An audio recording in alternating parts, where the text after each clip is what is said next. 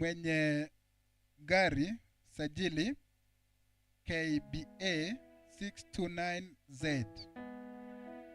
Mwenye gari yeyo KBA 629Z, enda kwa gari lako, kuna ujumbe utapata pale. Botori wakiwa stanza ya mwisho, tulisema tunataka kutunza wakati vizuri. Botori wakiwa stanza ya mwisho, redemption, mtakuwa nyuma yao. Baada ya redemption, Millenium Church Choir. Kama amusimami mbio mbio, tuabatumirega tuachira abandi.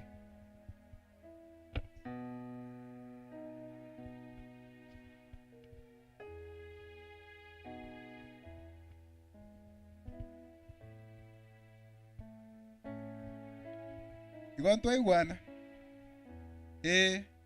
Redemption mwechoke Millenium wewe maiga yaino.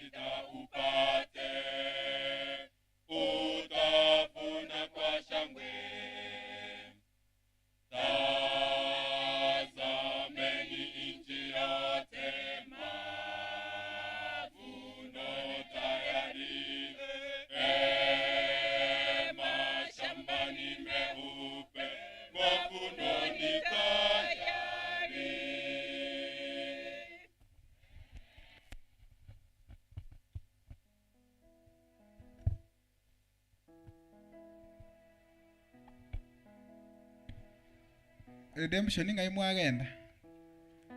Ande ngorora na abana muri tubabwete emyaka mwayirira bwanka bangina mbago koraba kubabwa.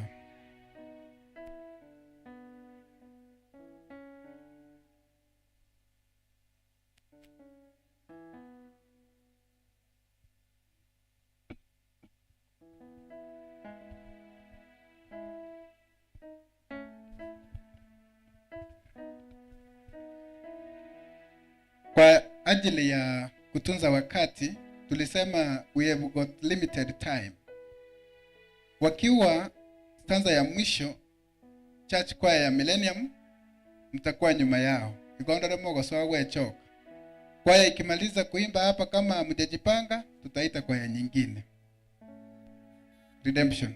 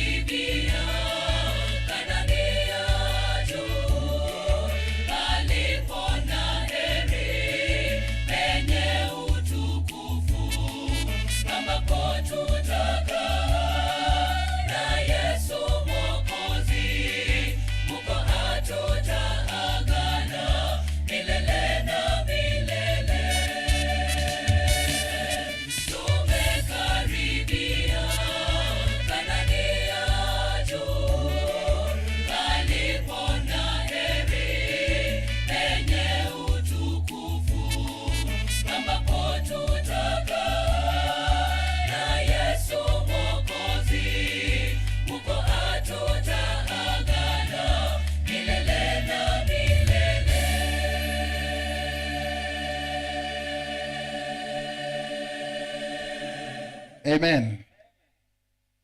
Pindi tu Millenium Church Choir inapokuwa stanza ya mwisho, Carry Peace Church Choir. Mwawe maiga yao. Tuliende chingaki. Amina Bwana. Hiyo ni dawa kabisa. Dawa kabisa.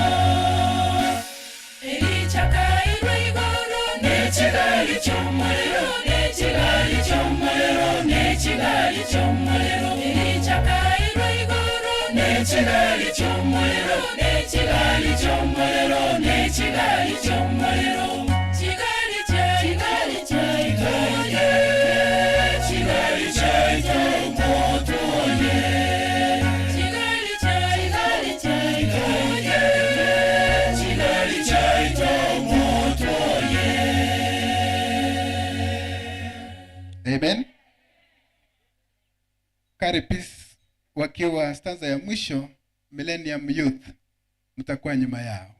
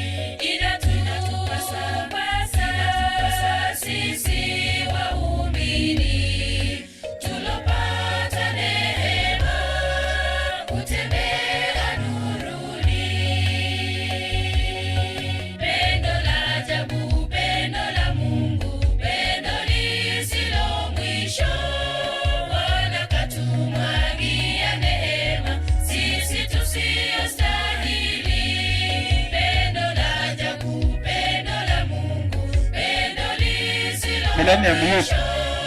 Bwana katumwagia neema, sisi tusiyostahili.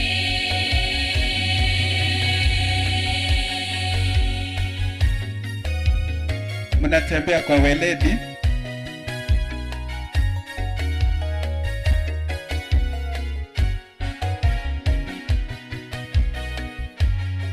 Wanapotembea vizuri vile, wakimaliza Kari Youth, mtamaliza kwa wakati.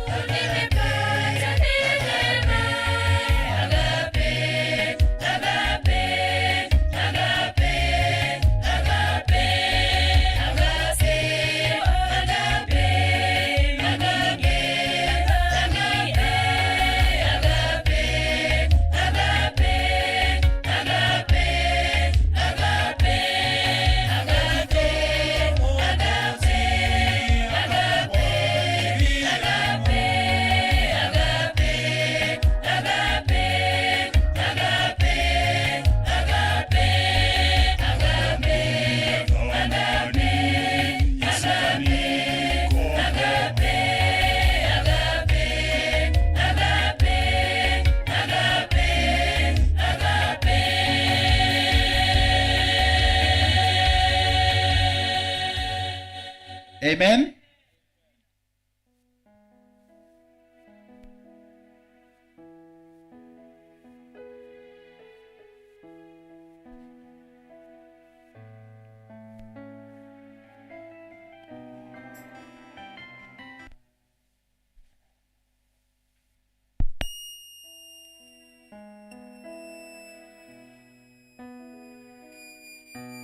Awatera kulinga kwa alafu Kari Youth, nyinyi ndio mtamaliza hiki kipindi. Wakiwa stanza ya mwisho, mnatembea aste aste kuja hapa mbele.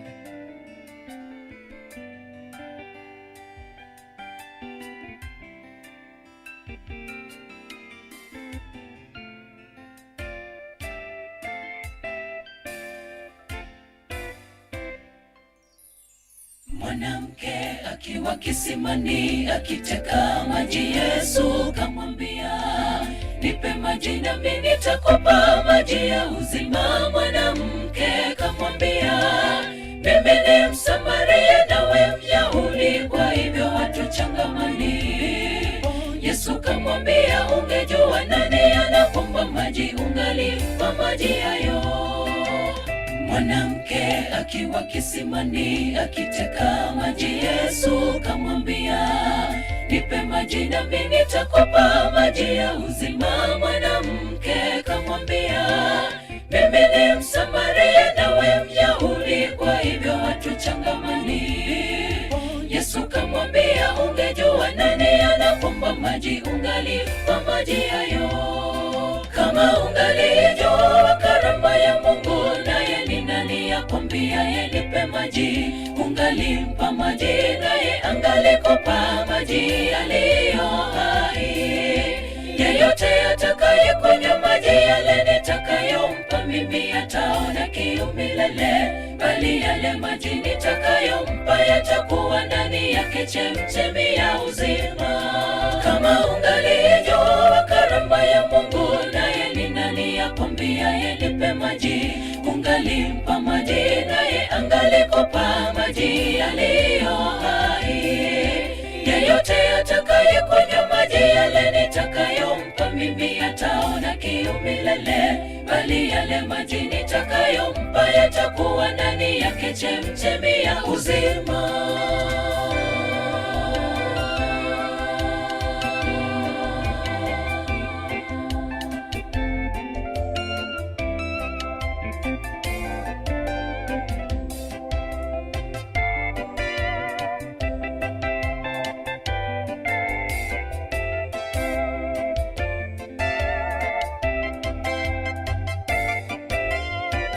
Je, wataka maji ya uzima yanayotoa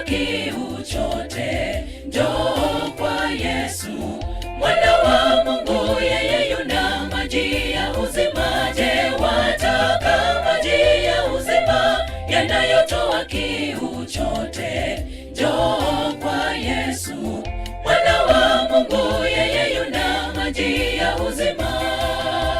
Chota kwake, chota leo, unywe kiu chako kitaisha. Amini neno lake, unywe kutoka kisima cha uzima. Leo hii kiu chako kitaisha milele. Chota kwake, chota leo, unywe kiu chako kitaisha. Amini neno lake, unywe kutoka kisima cha uzima. Leo hii kiu chako kitaisha milele.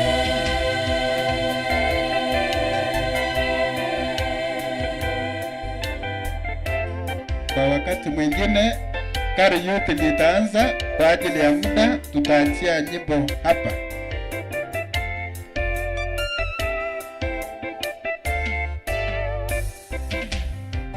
Chota kwake, chota leo, unywe kiu chako kitaisha. Amini neno lake, unywe kutoka kisima cha uzima. Leo hii kiu chako kitaisha milele. Chota kwake, chota leo, unywe kiu chako kitaisha. Amini neno lake, unywe kutoka kisima cha uzima.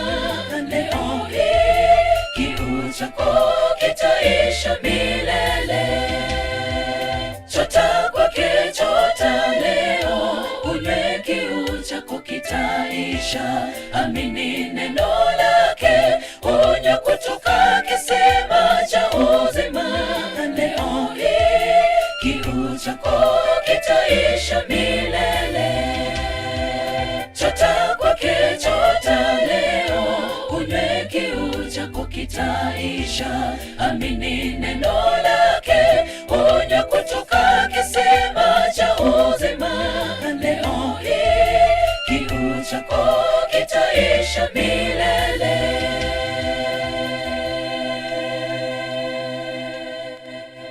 Amen.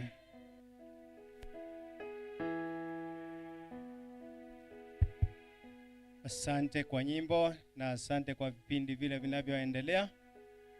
Kwa muda mfupi ningekaribisha daktari wetu, maana kuna ujumbe ambao utatusaidia Fred haraka akuje kwa dakika kidogo before tuanze kipindi kinachofuata. Asante. Hi church. Tabibu mkuu Yesu mwenye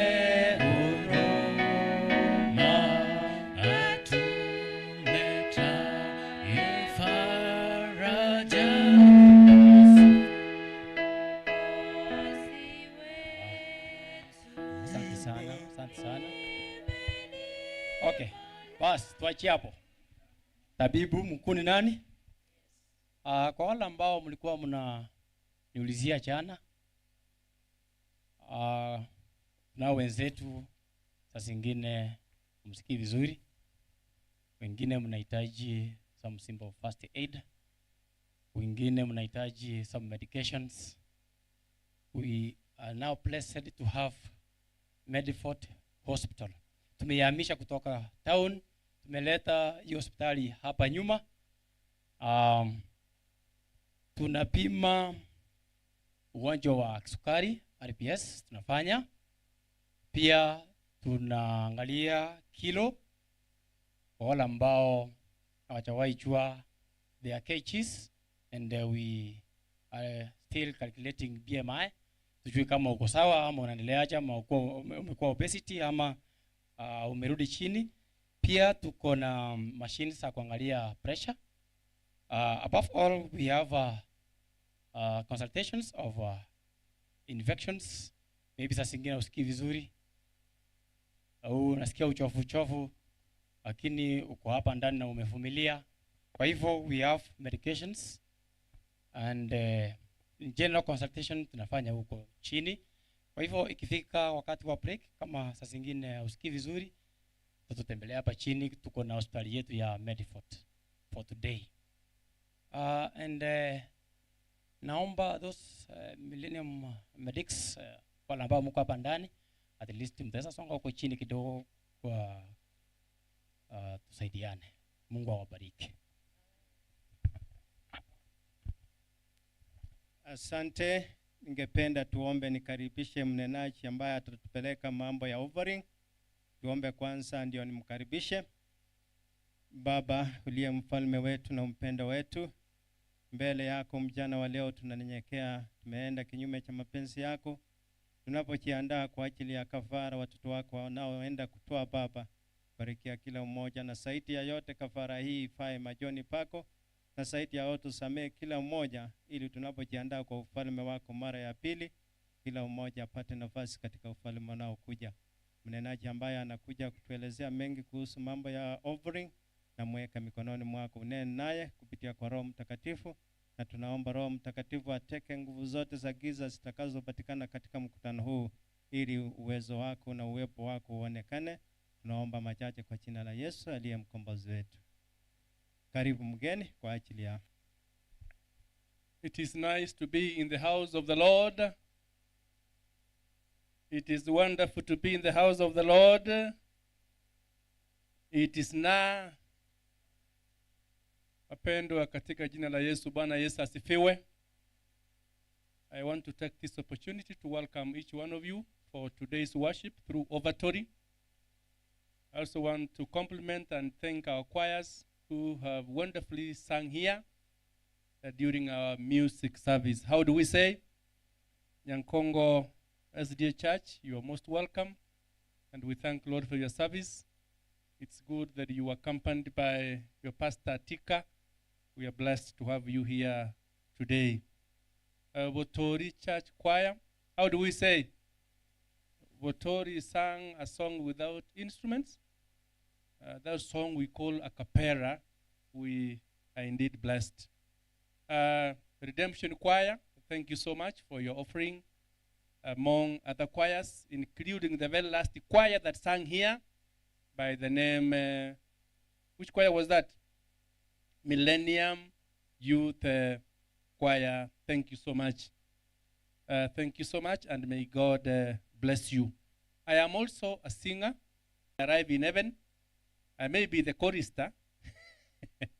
I may be one of the choristers when we arrive in heaven. So thank you for the song service, and we praise God for the same.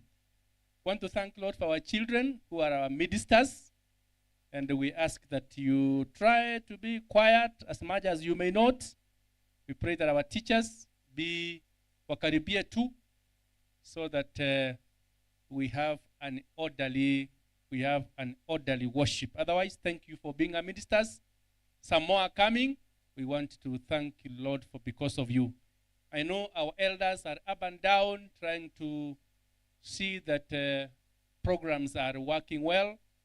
Thank you for your efforts, and I'm sure they are looking things to the end, so that we don't get stuck anywhere. It is time for offertory, and before we bring our offerings, allow me pray, then I'll bring you first. Let's bow down for a word of prayer. Thank you, Lord, because you have given us an opportunity to worship you today. Thank you because of the camp meetings that are on. Heavenly Father, we pray that you continue to speak to each one of us. You know our burdens and problems. We know that you are already addressing them.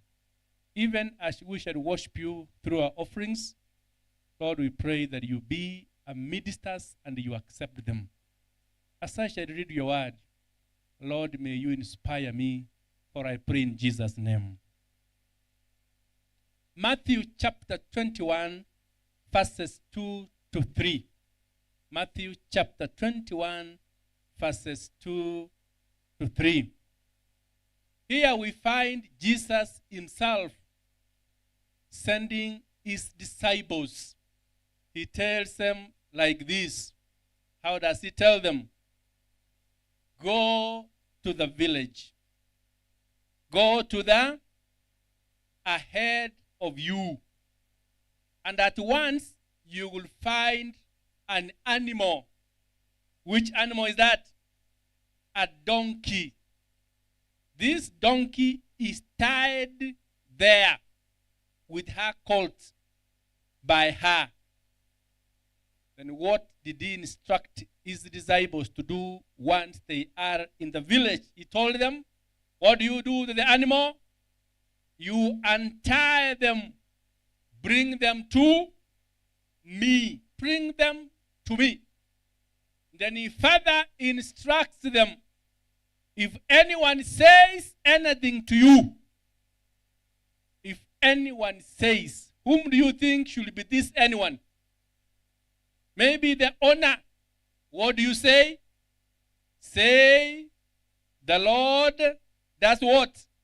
Needs them. The Lord needs them. Wow. In Jesus' time, these animals by the name donkeys were a very valuable possession for the ordinary middle class families. Why? It's because they used these donkeys to fetch whatever they wanted to their homes. Jesus was about to enter Jerusalem. Jerusalem, a big city. This is when Jesus is instructing his disciples that go ahead. You bring me what? A donkey. You untie it. You bring it to me so that I will use it as I enter into the city of Jerusalem. Now, sons and daughters of God, this donkey belonged to somebody. Do you think so? Yes. And this donkey, the Bible says nobody had used it. It's a donkey that was waiting for its time. So maybe to mature also. But now God says that even before the owner uses it, the Lord does what? The Lord needs it. And then he further instructs them that if anybody complains, if the owner will try to say no, tell him who needs it. It is the Lord. In other words, the Lord, it means the owner. As much as the owner was there, now the real owner of this donkey is who? Is the Lord himself. Don't you think disciples could have said no? Jesus, you are instructing us wrongly. You want us to go and steal? You want us to go and take somebody's property? I mean, is that not it? But the disciples were also convinced that now that you have sent us to bring this donkey, it belongs to you too, because you, Jesus Christ, you are the Lord. Today, God is instructing us to untie our valuables. We bring them unto him because he is the owner. In most cases, we tie what God needs for use. It's already tied. And we know these are our valuables.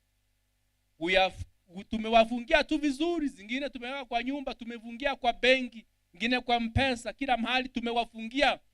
But today our God is saying, untie them, bring them unto me, because I, the Lord, does what? I, the Lord, I, the master, I am waiting for them. I need it. You know, some of what we have treasured it for the future use. I know some of us, we have treasured some property that we say, when I get old, I'll do what? I'll use it. When I need them some time back, I will use it. The book of Psalms 92 verse 14, the Bible says, they shall still bear fruit in old age. They shall be fresh and flourishing. Those who honor who? Those who honor God. That's why the Bible again is very clear. Musijisumbukia ya nini? Ya kesho, maana Mungu ana mipangilio kwetu sisi sote. So today I want to urge you, sons and daughters of the living God, untie your donkey, because the master, the owner, does what? Needs it for its use. That is exactly what they did. Finally, Jesus was on the donkey. What did the people do? People say, people sang, walitoa nguo zao zingine pamoja na matambala wakarusha. The donkey also had a privilege. Akikanyaga nini? Akikanyaga matawi ambayo Yesu alifanya nini? Aliwekewa. Sio Yesu mwenyewe aliyekanyaga kwa yale matawi. Nani alikanyaga? Ni punda mwenyewe, lakini punda akashangiliwa kwa sababu alikuwa amebeba nani? Yesu mwenyewe. Nasi lazima tumbebe Yesu, and we shall get that honor. So may God bless us as each one of us shall untie is valuable to the presence of God. May God bless us all. Thank you, Lord, for this wonderful time. You have given us an opportunity to worship you through our offertories. In most cases, we don't untie them easily. But today you have instructed, Lord, you need it because you are the master. You need it because you are the owner. Lord, may you soften our hearts so that we freely give, so that we give with love, so that we give for the support of your cause, because that's why you have invited us. Be in our midst, for we pray in Jesus' name. Amen. Our deacon, kindly can we rise up as we collect the offertory? Our choristers, kindly can you lead us in a song as we give our offerings.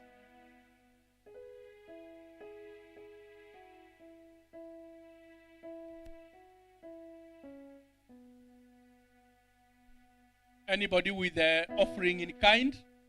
Anybody with an offering in kind, you can also bring it up front as we shall receive it. Thank you.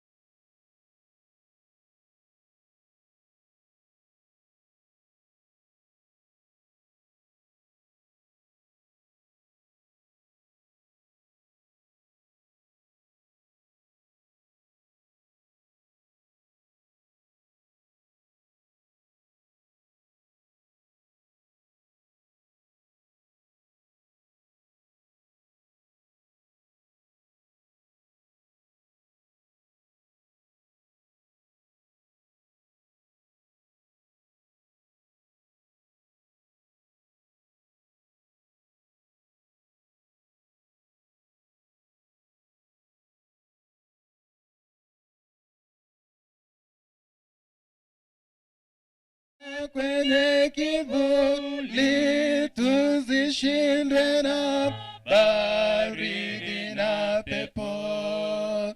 Punde itakwisha kazi yetu hapa, tutashangilia wenye mavuno, wenye mavuno.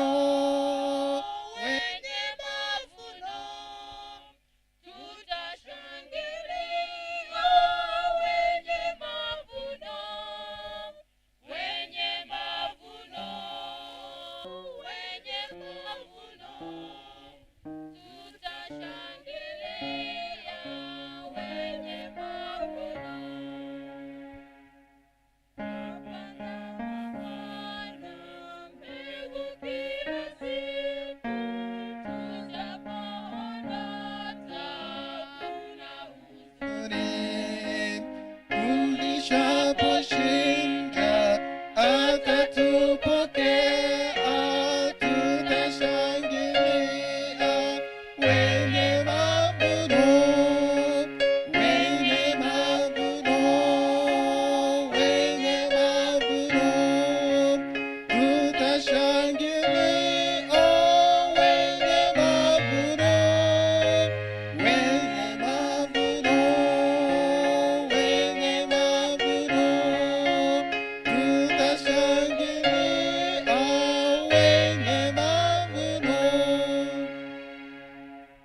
tukiendelea kukusanya, tutaimba nambari 94 Kiswahili, kisha champion mtakuwa mnajipanga hapa kumkaribisha mhudumu.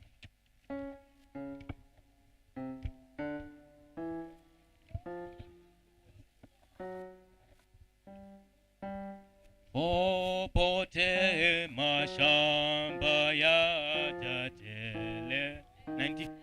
Popote tuimbe. Popote mashamba ya jatele mpaka pevu.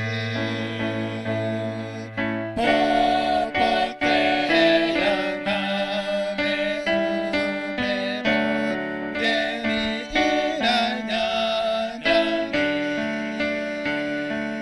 Mwenye mavuno twasi upeleke wavuni.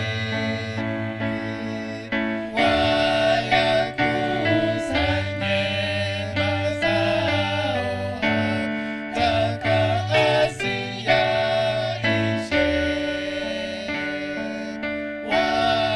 Wapeleke ujaoni waendera totoni.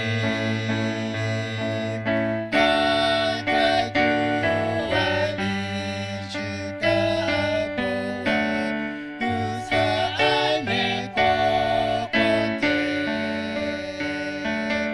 Wenye mavuno twasi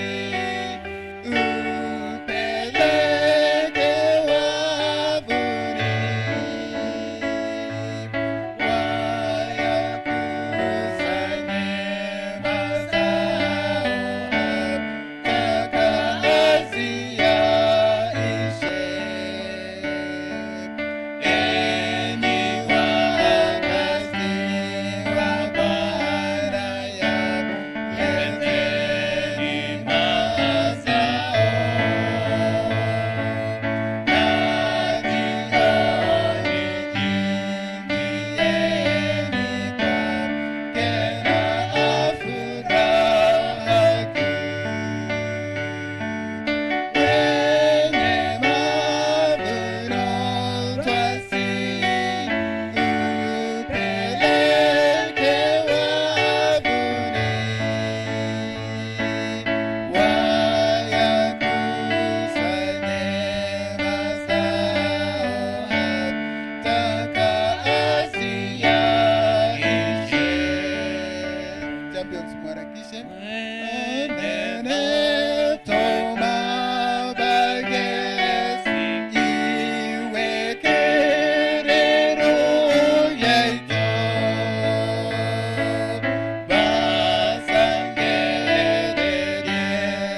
Basangererigesa meremo ere. Tuwape muda.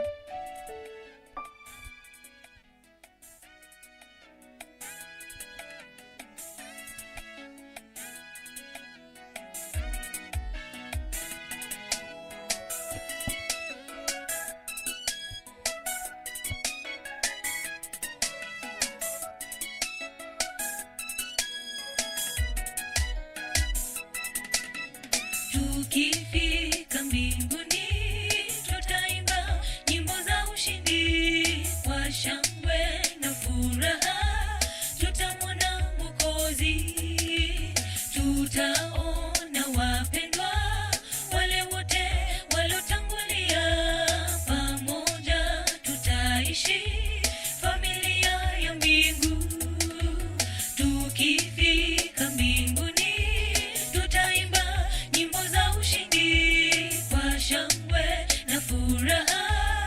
Tutamwona Mwokozi, tutaona wapendwa wale wote waliotangulia. Pamoja tutaishi familia ya mbingu. Kisha nikaona mbingu mpya na nchi mpya. Mbingu za kwanza, nchi za kwanza zimekwisha pita.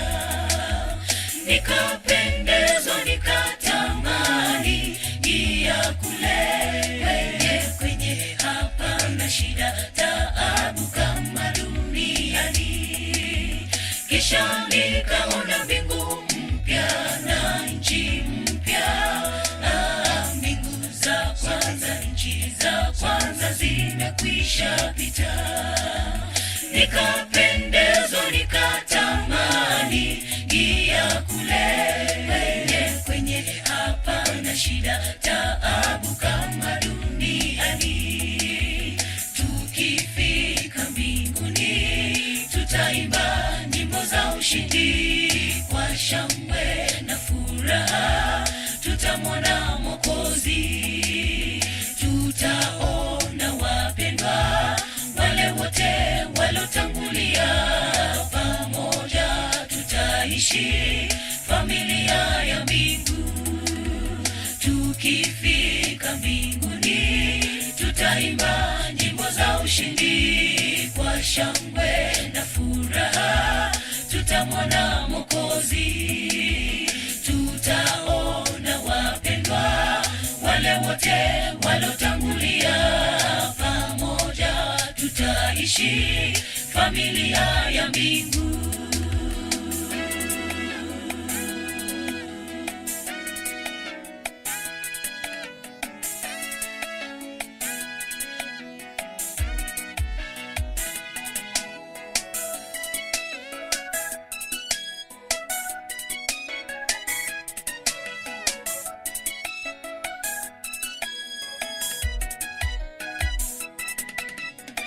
Maskani yake Mungu pamoja nasi sote, sisi watoto wake, naye Mungu wetu.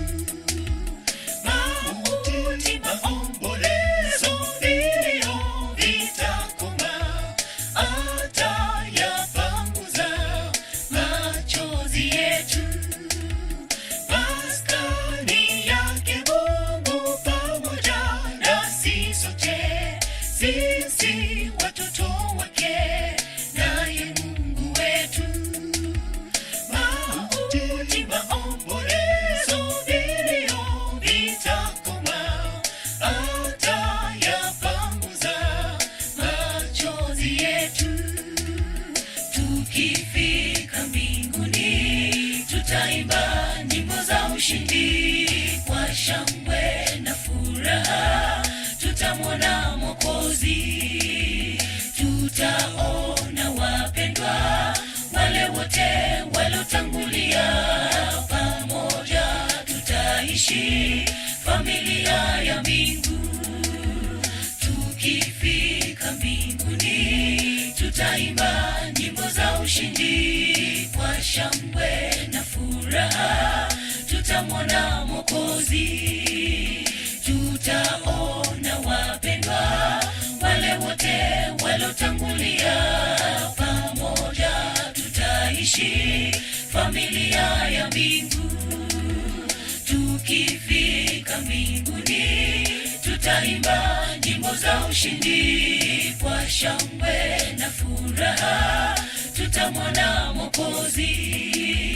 Tutaona wapendwa wale wote walotangulia, pamoja tutaishi familia ya mbingu.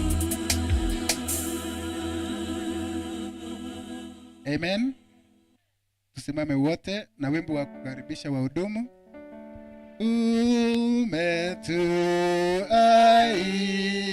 Umetuahidi kwamba wawili watatu kwa jina lako wakija,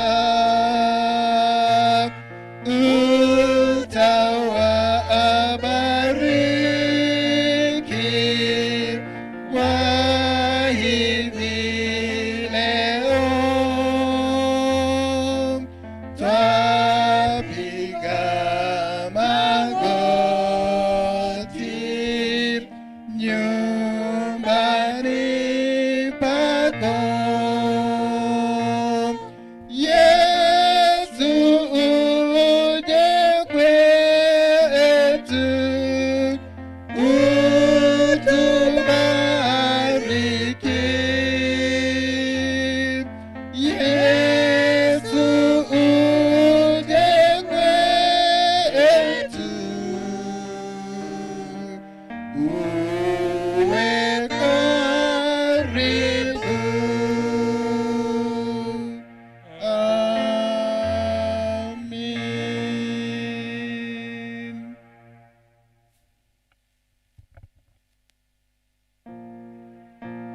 Wimbo wa sifa.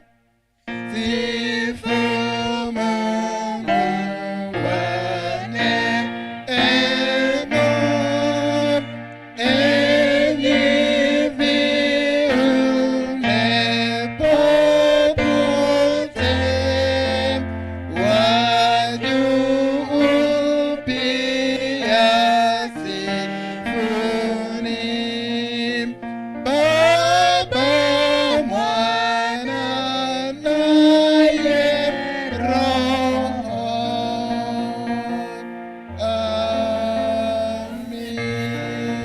Amen. Baba na rafiki yetu Yesu Kristo, asante kwa asubuhi hii tena. Wana na binti zako tumesimama mbele yako kulisikia neno lako takatifu. Tu tayari kulisikia neno hili takatifu. Hamjambo. Hatujambo. Tubebe mikono juu tusalimiane kwa hewa. Asanteni sana, asanteni sana. Nataka kuwakaribisha katika huduma ya leo ya siku ya Jumatano. Na asante kwa sababu ya shughuli ambayo tumejipea kuwa katika nyumba ya Bwana. Kwa muda sijakuwa nanyi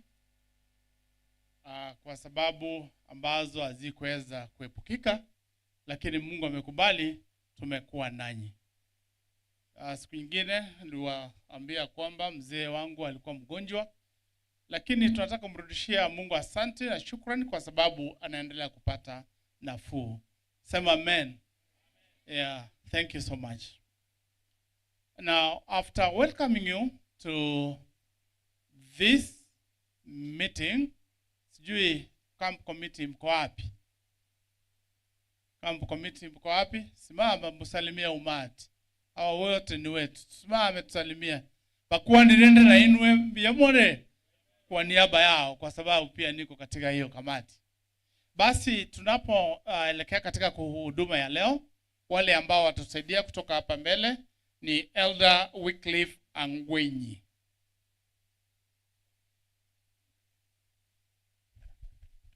Happy Sabbath.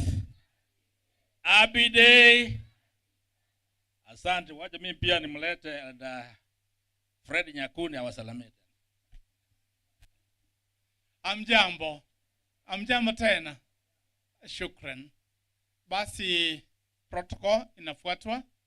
Anaye tuko naye hapa mbele ni Pastor Lamek Atika. Pastor Lamek Atika ni wetu hapa, si ndio? Ni wetu hapa. Nitampatia nafasi hii naye awasalimie kisha alete mhudumu wa leo. Pastor Lamek Atika.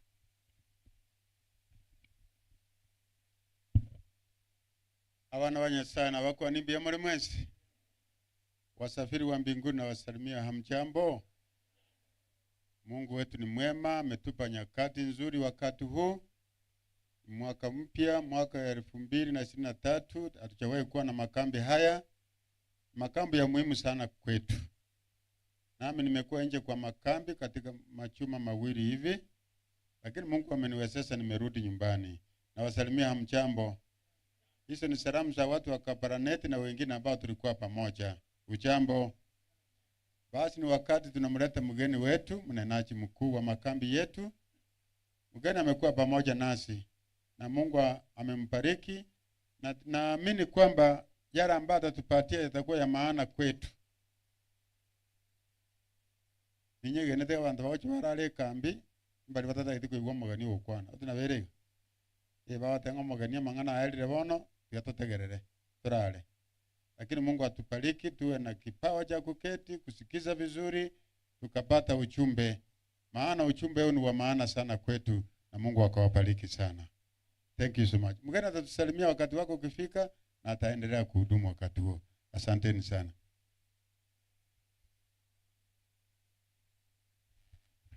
Basi asante, tufungue Biblia zetu. Tutasoma kitabu cha theme verse Matthew 24 verse 14.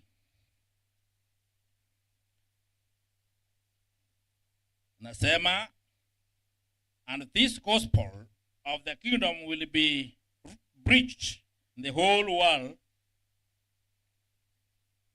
as a testimony to all nations, and then the end will come.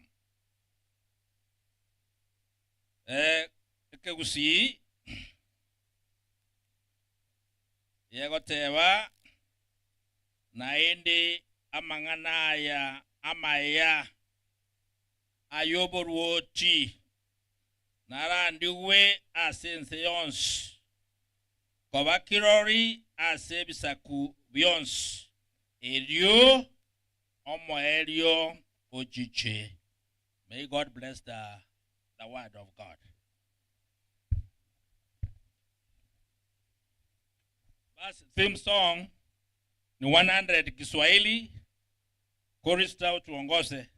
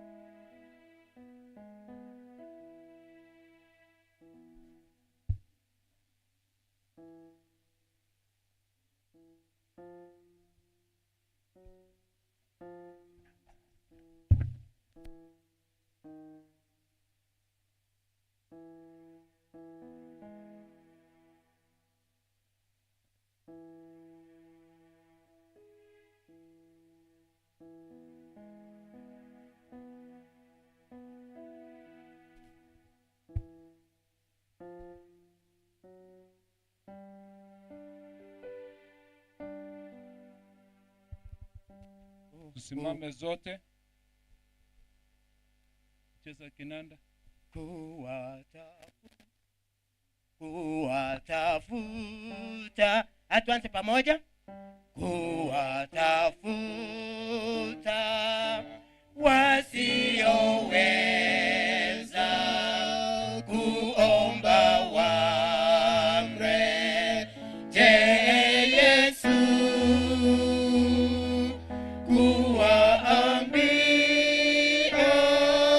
maneno yake, njooni kwangu nawapenda. Nitakwenda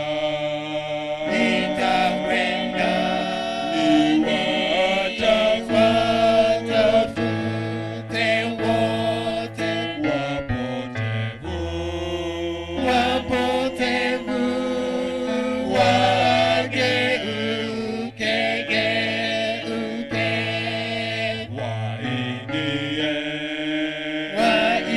waingie katika zizi lake la Mwokozi wetu Yesu Kristo. Kuwatafuta wasioweza waonyeshwe Mwokozi wetu, kuwaongoza wapate wote uzima ule wa milele. Nitakwenda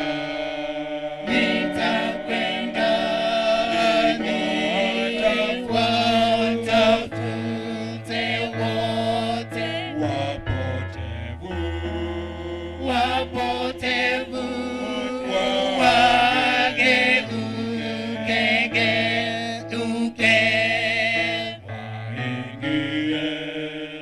waingie katika zizi lake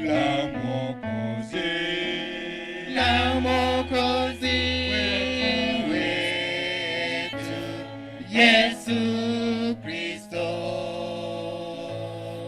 Kazi hiyo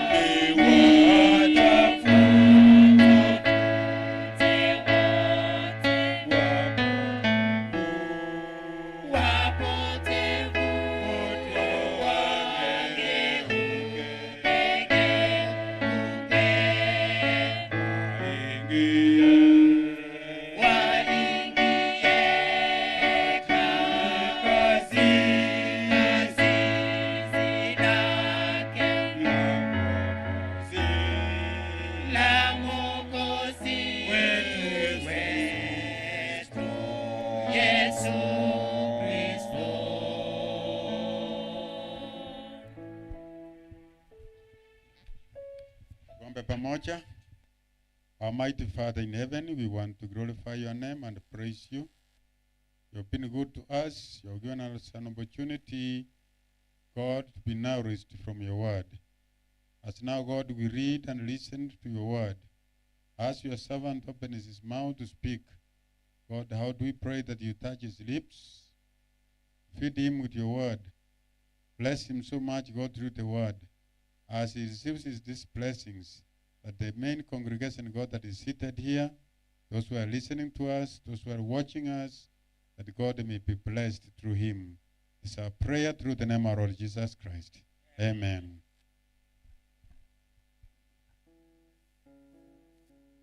Wakati umefika mwema, tunamkaribisha mnenaji wetu. Anaposimama kuongea nami pamoja nami wanamwalika asimama akaongea nasi. Tunashukuru sana. Pastor, karibu sana.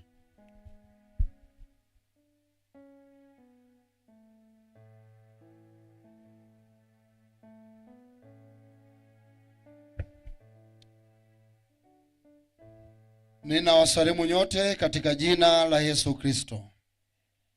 Bwana Yesu asifiwe. Bwana asifiwe. Napenda kumshukuru Mwenyezi Mungu kwa mikutano hii ambayo inaendelea. Nimshukuru mchungaji wetu wa mtaa, Pastor Judith. Nishukuru Pastor Lamek wa mtaa wa Jogoo. Sijui kwa nini uliitwa Jogoo. Jogoo ni kuku mkubwa kule Tanzania ambaye hana nywele hapa kwenye shingo. Lakini nishukuru mafundi mitambo kwa kazi kubwa ambayo wanaifanya. Nishukuru sana pale tunapolala kwa Mr. and Mrs. Freddy, tunalala vizuri. Nishukuru sana wapishi wetu, wanatupikia vizuri.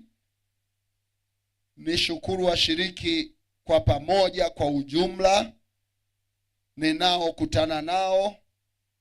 Mama mmoja leo akasema, leo nimebahatika kukushika mkono. Nilishawaambia ukitamani kunishika mkono njoo unishike mkono. Mimi niko very simple. Unakitaka tupige story 2-3, wewe njoo popote utakaponiona. Lakini nishukuru kwa wachungaji wenzangu ambao tunafanya nao kazi hii kama timu. Nimegundua katika safari zangu nyingi za makambi, wachungaji huwa tunafanya makosa. Tunawashukuru tu mchungaji wa mtaa, atushukuru wapishi, atushukuru tunapolala, atushukuru watu wa vyombo. Nikagundua ili Lumbe awe vizuri kisaikolojia, ni vyombo, ni unapolala, ni chakula, ni washiriki wanavyokupokea, ni yule mtu wa usafiri anayekuzungusha. Wote hao ni wa muhimu katika kambi. Lakini pia nishukuru sana kamati ya makambi chini ya mwenyekiti wa makambi. Mungu awabariki sana. Siku ya kwanza niliwaambia katikati ya juma mjiandae kuongeza viti. Imetimia haijatimia? Wangapi wanaamini neno la Bwana ni la kweli? Sasa jioni hapa itakuwa ni vurugu, maana wengine wameenda kazini. Kesho ndio usiseme. Makambi mliokuwa mkihitimisha nyakati zote Sabato, safari fanyeni mara 2 zaidi, maana umati utakao kuwa hapa sio wa kawaida. Kwa nini nasema hivi? Mimi najua uwepo wangu hapa ni Yesu ametaka. Narudia tena, kuwepo kwangu kambi hili ni mbingu zilipanga. Kibinadamu nilishasema siji.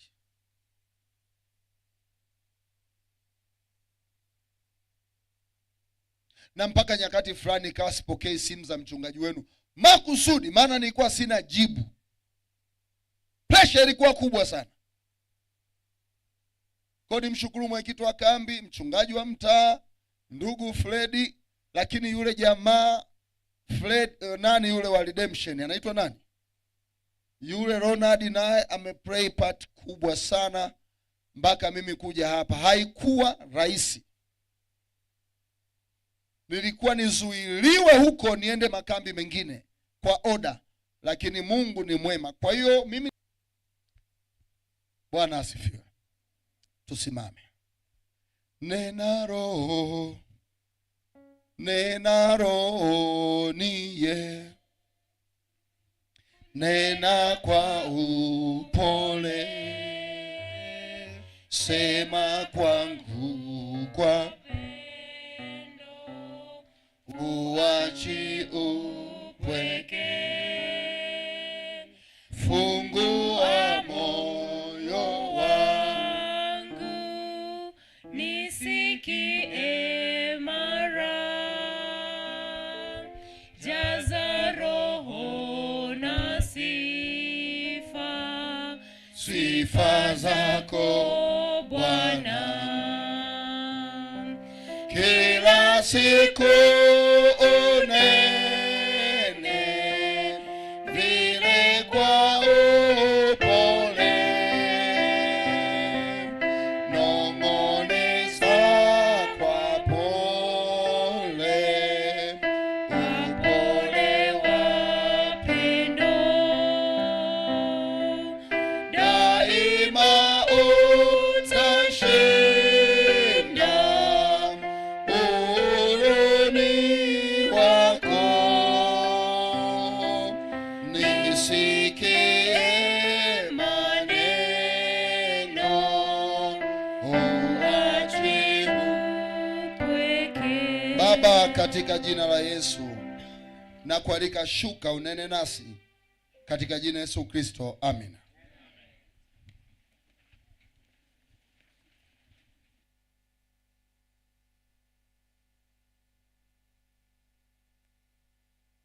Fungua pamoja nami kitabu cha Samueli wa pili 9.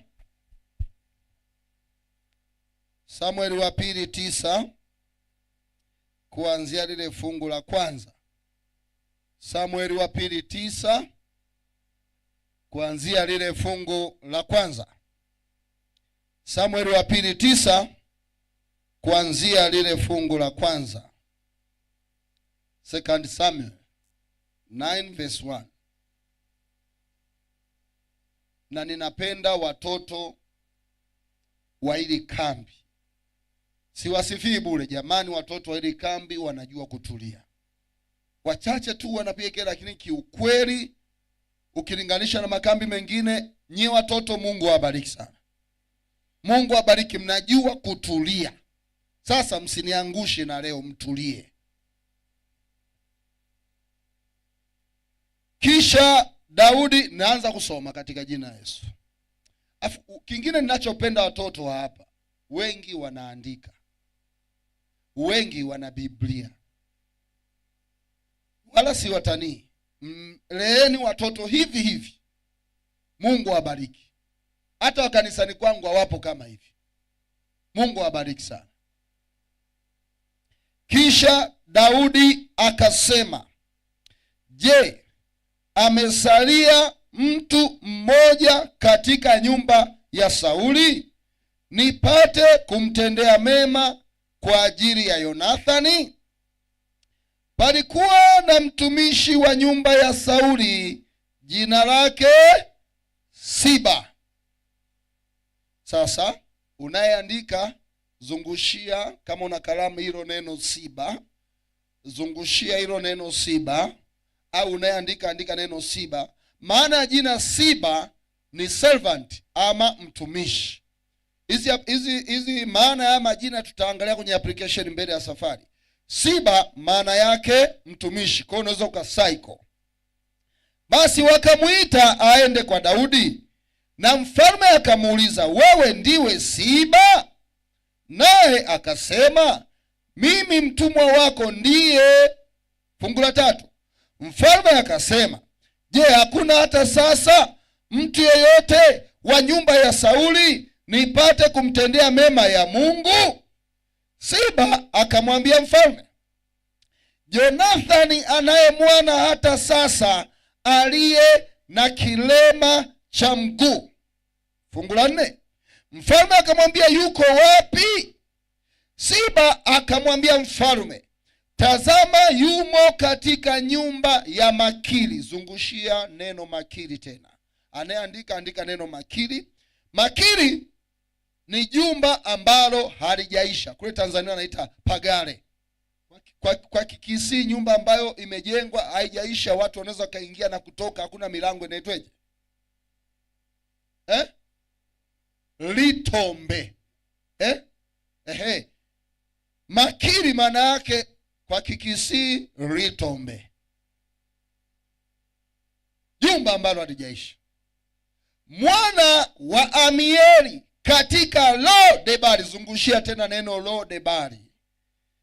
Lo-debari maana yake jangwa, sehemu ambayo majani hayaoti, miti hayoti, mvua hakuna. Kwa Kikisi jangwa linaitweje? Eroro. Tutaelewana tu, nitawafundisha Kikisi mpaka mfahamu. Eroro, Litombe, Eroro. Hii nyumba ya Litombe ilijengwa Eroro. Nimesha kifahamu. Sasa mtaipata fresh. Nimekifahamu? Acha kabisa. Tawatambishia sana. Fungu la 5. Basi mfalme Daudi akatuma watu, akamwondoa katika nyumba ya makiri mwana wa Amieli katika Lo-debari. Basi Mefibosheti, zungushia tena neno Mefibosheti. Mefibosheti zungushia. Na kama unaandika andika Mefibosheti. Mefibosheti, Mefi kwa Kiebrania maana yake aibu, Bosheti mtawanyiko. Maana yake kwa maana ya jina Mefibosheti ni mtu mwenye aibu inayosikika. Tukiwa watoto wadogo, mtoto akikojoa, mkubwa akikojoa kitandani, alikuwa na vishwa magunia, tunamzungusha mtaani. Kindumbwe ndumbwe charia, kikojozika kojoa, nangu woto atia moto. Tukishamzungusha arudi tena ukojoa kitandani. Mtaani. Aibu inayosikika. Aibu inayosikika. Maana ya neno Mefibosheti. Hebu sema Mefibosheti. Usiponielewa hapa, uko mbeleni hautanielewa. Na ubiri la leo kaa mkao wa kula. Bwana asifiwe. Mwana wa Yonathani, mwana wa Sauli, akaenda kwa Daudi, akaanguka fudifudi, akasujudu. Daudi akasema, Mefibosheti. Akaitika, mimi hapa mtumwa wako. Daudi akamwambia, usiogope, maana bila shaka nitakutendea mema kwa ajili ya Yonathani baba yako, nami nitakurudishia mashamba yote ya Sauli baba yako, na utakula chakula mezani pangu daima. Akasujudu akasema, mimi mtumwa wako ni nini hata ukamwangalia mbwa mfu kama mimi? Fungu letu la mwisho nasema, Sauli akamwambia, mali yote iliyokuwa Sauli na nyumba yake nimempa mwana wako. Mungu abariki neno hili. Amina.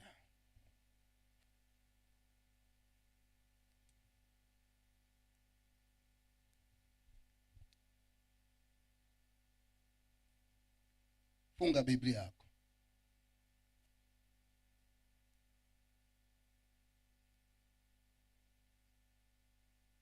Baba, shuka tena unene nasi. Nipe nguvu, nipe mamlaka, nipe utisho. Nitakapoongea ukaongee wewe, katika jina Yesu Kristo. Amina.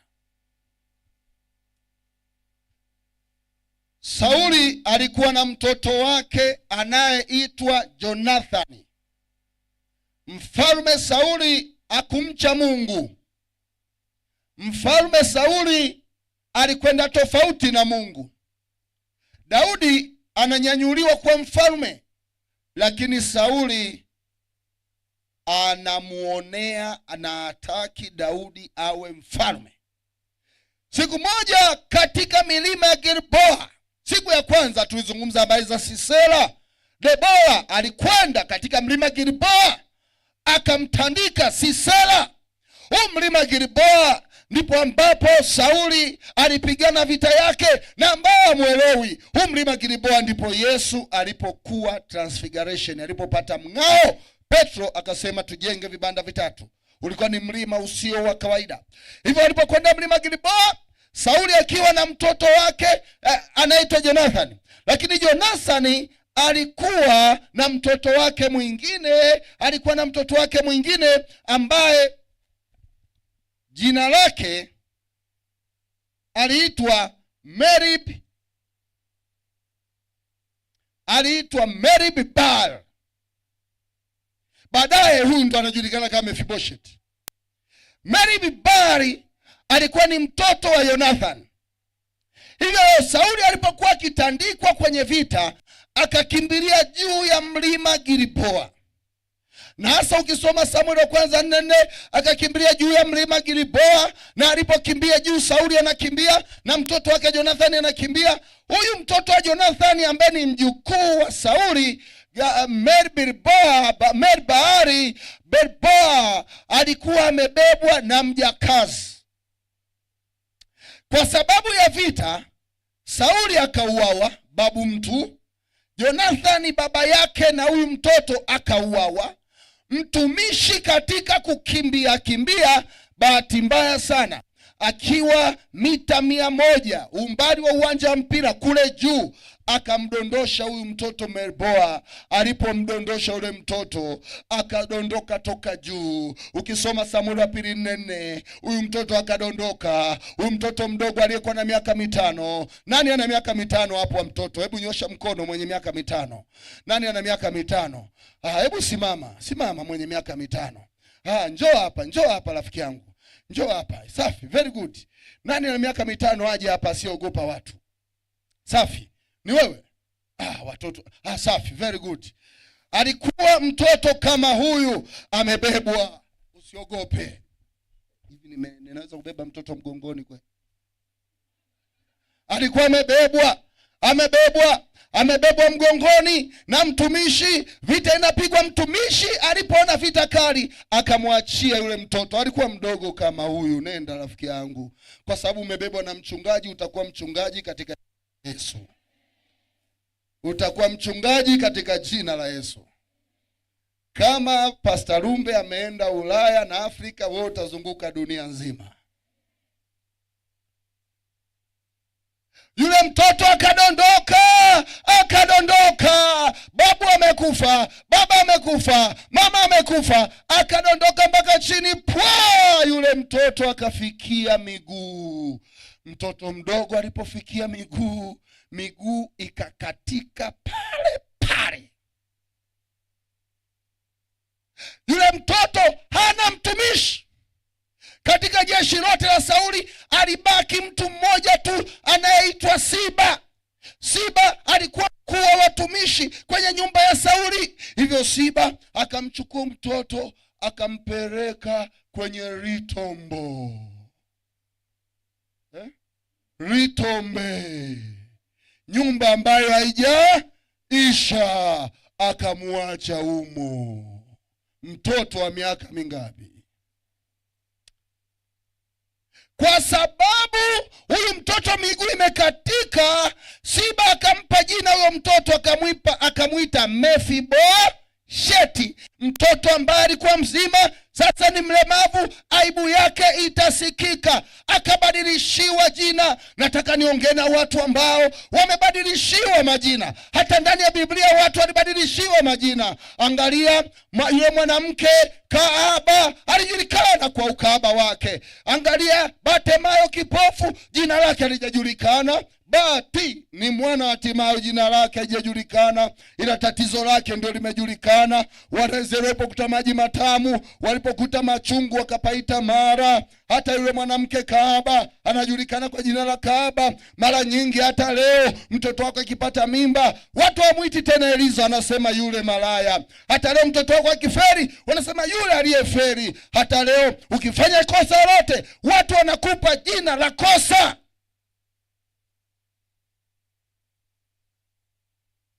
Mtu aliyekuwa na mke wake, uliyekuwa na mume, akifariki unaitwa mjane. Kuna majina yanapaswa muyakatae wakuite kwa jina lako. Sisi ni wajane, mnaunda na vyama vya wajane. Hivi unaelewa maana yake?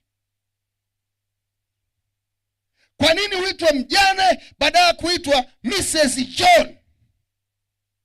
Au wakuite kwa jina lako. Na unafurahi kwenye makambi, wajane wapite mbele, wanaanza kuimba nitakutetea Yesu sana sana. Wajane, jamani wajane, mwenye kile. Nikiwa mimi mchungaji, hakuna watu kuitwa wajane.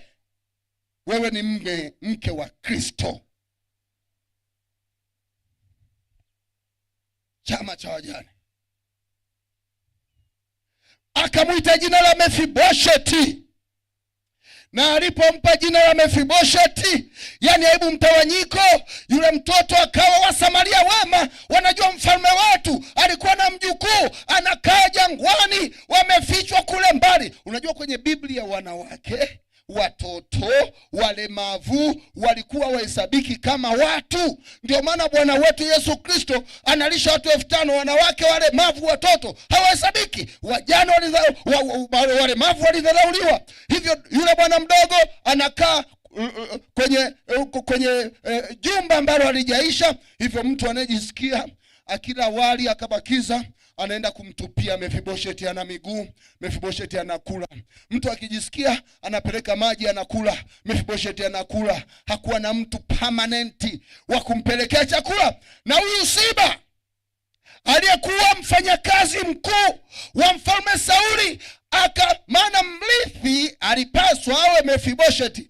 Huyu Siba akapokonya mashamba yote ya Sauli. Yani mfanyakazi wako wewe Fredi apokonye mashamba yote, watoto wako wakose mali. Akapokonya mashamba yote ya Sauli, akapokonya mifugo yote ya Sauli, akapokonya mali zote za Sauli. Mefibosheti akawa hana urithi. Kiukweli alipaswa awe mrithi, lakini Siba aliiba vyote. Mtu akimpelekea maji, asante. Wengine wampelekei maji, anashinda njaa. Mtu mpaka mkumbuke pale alipokaa Mefibosheti palikuwa na masazo ya vyakula. Pale alipokaa Mefibosheti palikuwa na masazo ya mikojo na kinyesi. Pale alipokaa, maana hana mtu wa kumpeleka toileti na wala hana toileti. Wakimpa mkate anakula hapo hapo. Manzi makubwa yale yalikuwepo, nzi wadogo walikuwepo, chawa walikuwepo, mende walikuwepo, viroboto walikuwepo. Na alikuwa mlemavu Mefibosheti toka jumba la kifarume. Sasa yuko chini Lodebari kwenye jangwa. Wadudu walimtembelea, nyoka walimtembelea, yuko peke yake Mefibosheti. Asubuhi ya leo yawezekana hata na wewe ni Mefibosheti. Umekaa kwenye jangwa la dhambi, umekaa kwenye jangwa la mateso, umekaa kwenye jangwa la machozi, umekaa kwenye jangwa la umaskini na una msaada. Wewe umekuwa Mefibosheti, huoni msaada wowote. Ndugu wamekukimbia, majirani wamekukimbia, wewe ni Mefibosheti. Ninaona kila Mefibosheti hapa waliokaa na wana matumaini. Akakaa kwenye lile jengo Litombe. Akakaa mwaka wa kwanza, alikuwa na miaka 5, akafikisha mwaka wa 6, yuko pale pale.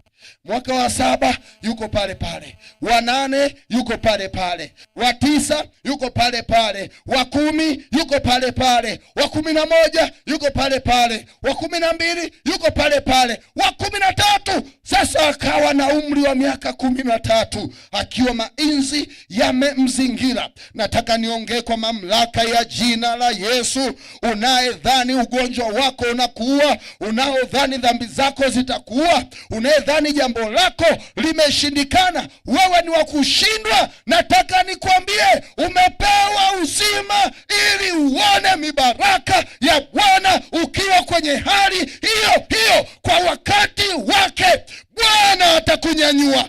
This is a gospel. Hii ni injili inayoponya mataifa.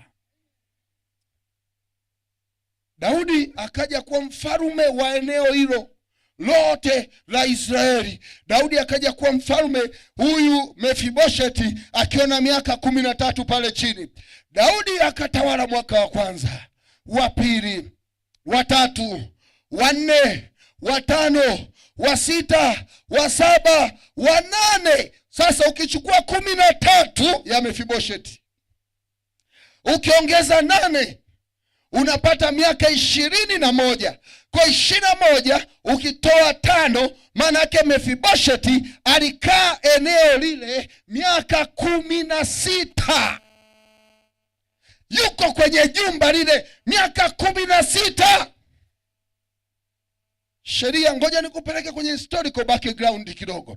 Sheria ya Talmud Book of Contact, kitabu cha sheria za Wayahudi, kilikuwa kinasema mfalme mpya anapoingia eneo inatakiwa atafute mali za mfalme aliyekuwepo zote, apokonye ziwe zake. Namba 1. Namba 2, aangalie kama kuna mtu aliyesalia. Kwa mfano mimi nilikuwa mfalme niliyepinduliwa nikafa, kwa anaangaliwa mtoto wangu, mjukuu, kitukuu, kirembwe, yani mtu yote anayeungana na mimi anatakiwa awaue wote. Ukoo wangu wote. Ni kama simba. Unajua simba anapotawala, anapomuua dume aliyekuwepo, anaua watoto wa lile dume ili apande yale majike apate uzao wake. The same wanazeni kwa hivyo. Kwa Daudi ilibidi auwe wote. Kwa Daudi alipotawala, Mefibosheti ilibidi atafutwe au wewe. Na Daudi asingefanya makosa kwa sababu sheria ilisema uwa wote, pokonya mali wote.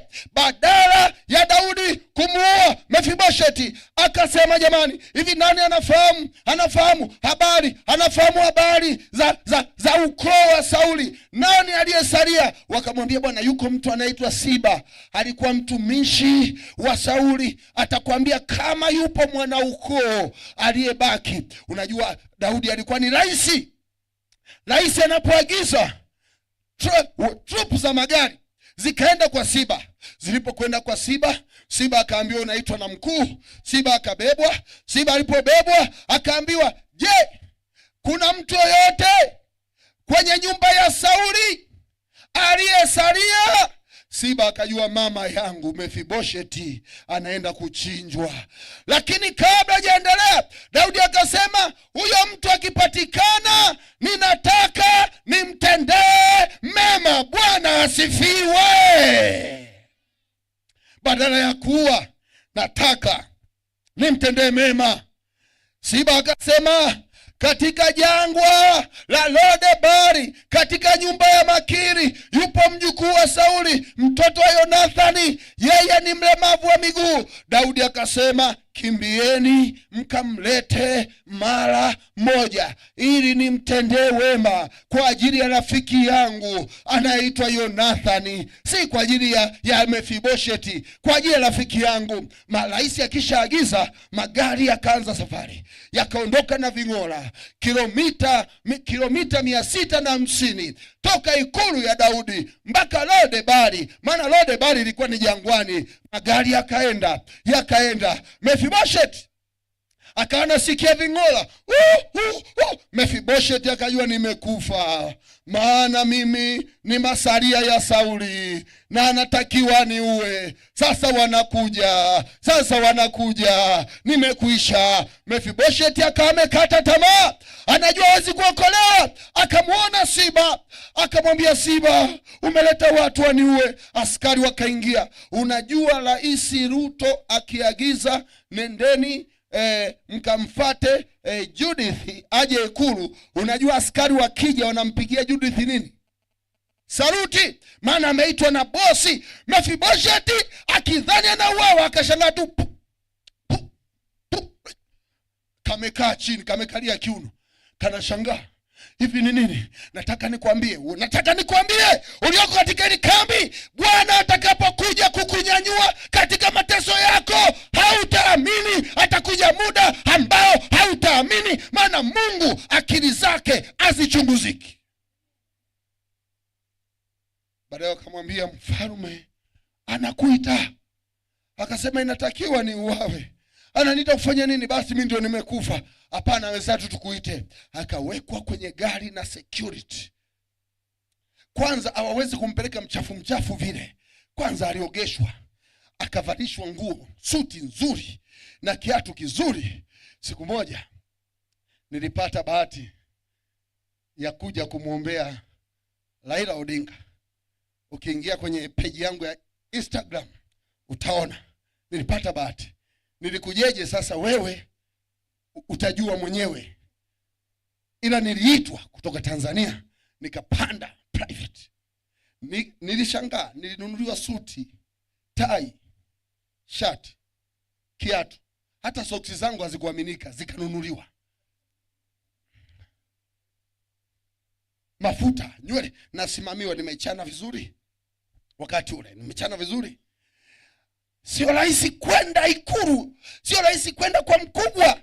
Sikiliza, Mefibosheti akavalishwa nguo, gari zikaanza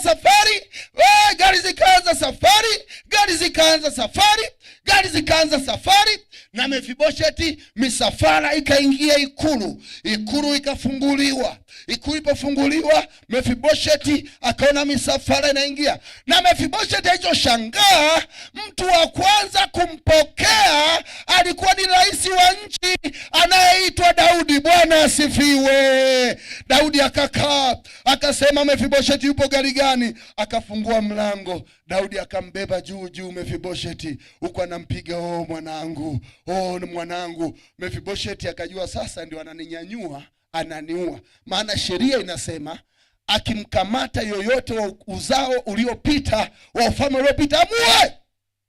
Badala ya kuuawa, Mefibosheti akasikia kauli inayosema, nataka nikutendee wema kwa ajili ya Jonathani. Wema ninaokutendea sio kwa ajili yako. Kumbe Daudi alikuwa rafiki wa baba yake Mefibosheti. Alishaagana naye ya kwamba nitakapokuwa rais, mimi sitaua, nitawatendea mema watoto wako. Kwa anamwambia Mefibosheti, huu wema ninaokutendea si kwa ajili yako. Kwanza ulikuwa unijui, ninaufanya wema kwa ajili ya baba yako Jonathani. Nataka nikwambie, Yesu leo anatutendea mema. Baba yetu anatutendea mema ni kwa sababu ya urafiki.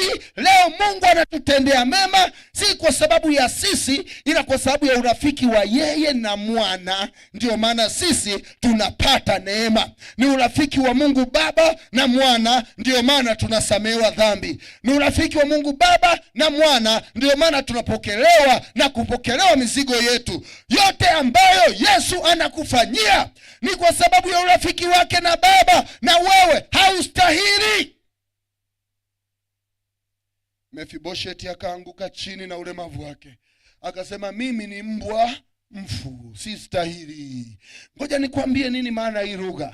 Zamani zile, ikitokea Daudi ameingia na anataka kuua watu waliopita wote, anachukua watoto wa Sauli, anawakatakata vipande, anawachemsha kwenye mapipa, wanatokota ile supu, anawapa mbwa, wanakula. Hivyo ndivyo uzao wa mfalme aliyepita ulivyokuwa unafanywa. Hivyo Mefibosheti alikuwa bado amini, akasema, mimi ni mbwa mfu. Ukisoma katika lugha za Kiebrania, maana yake niko tayari nichinje, nichemshe, uwape nyama yangu mbwa. Bado alikuwa amini. Daudi akasema, wewe Mefibosheti utakula mezani pangu, utakaa ikulu. Nataka nikwambie mchana wa leo, Yesu anakuja kutuchukua sisi ambao tuko kwenye dunia lode bari. Kitabu cha Mathayo 24:14 kama anavyosema, injili itakapohubiriwa ya ushuhuda, ule mwisho utakaribia. Muda si mrefu anakuja katika jangwa la dunia kutuchukua na kupeleka mbinguni. Tutakapokuwa kule, tutakaa pamoja na Yesu, tutakula pamoja na Yesu, tutaishi pamoja na Yesu, tutakuwa naye milele na milele, na tutakwenda mbinguni kwa sababu ya matendo yetu, hiyo kwa sababu ya neema na upendeleo ambao agano hilo Yesu alilifanya na Baba yake. Tunakwenda mbinguni sisi kina Mefibosheti, baada ya mateso mengi ya dunia, baada ya shida nyingi za dunia, hatimaye tunakwenda nyumbani.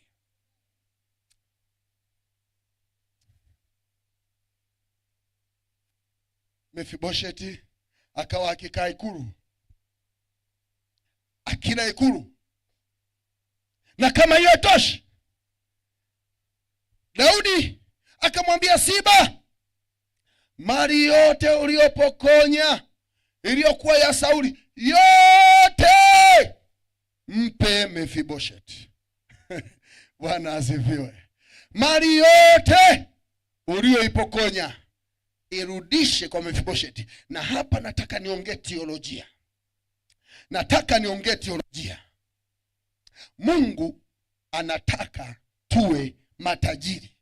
Mimi sikubaliani na wale wanaosema Mungu anapenda maskini na wanatumia vibaya fungu. Ni vigumu tajiri kupenya katika, ni rahisi ngamia upenya tundu la sindano kuliko tajiri kuingia ufalme.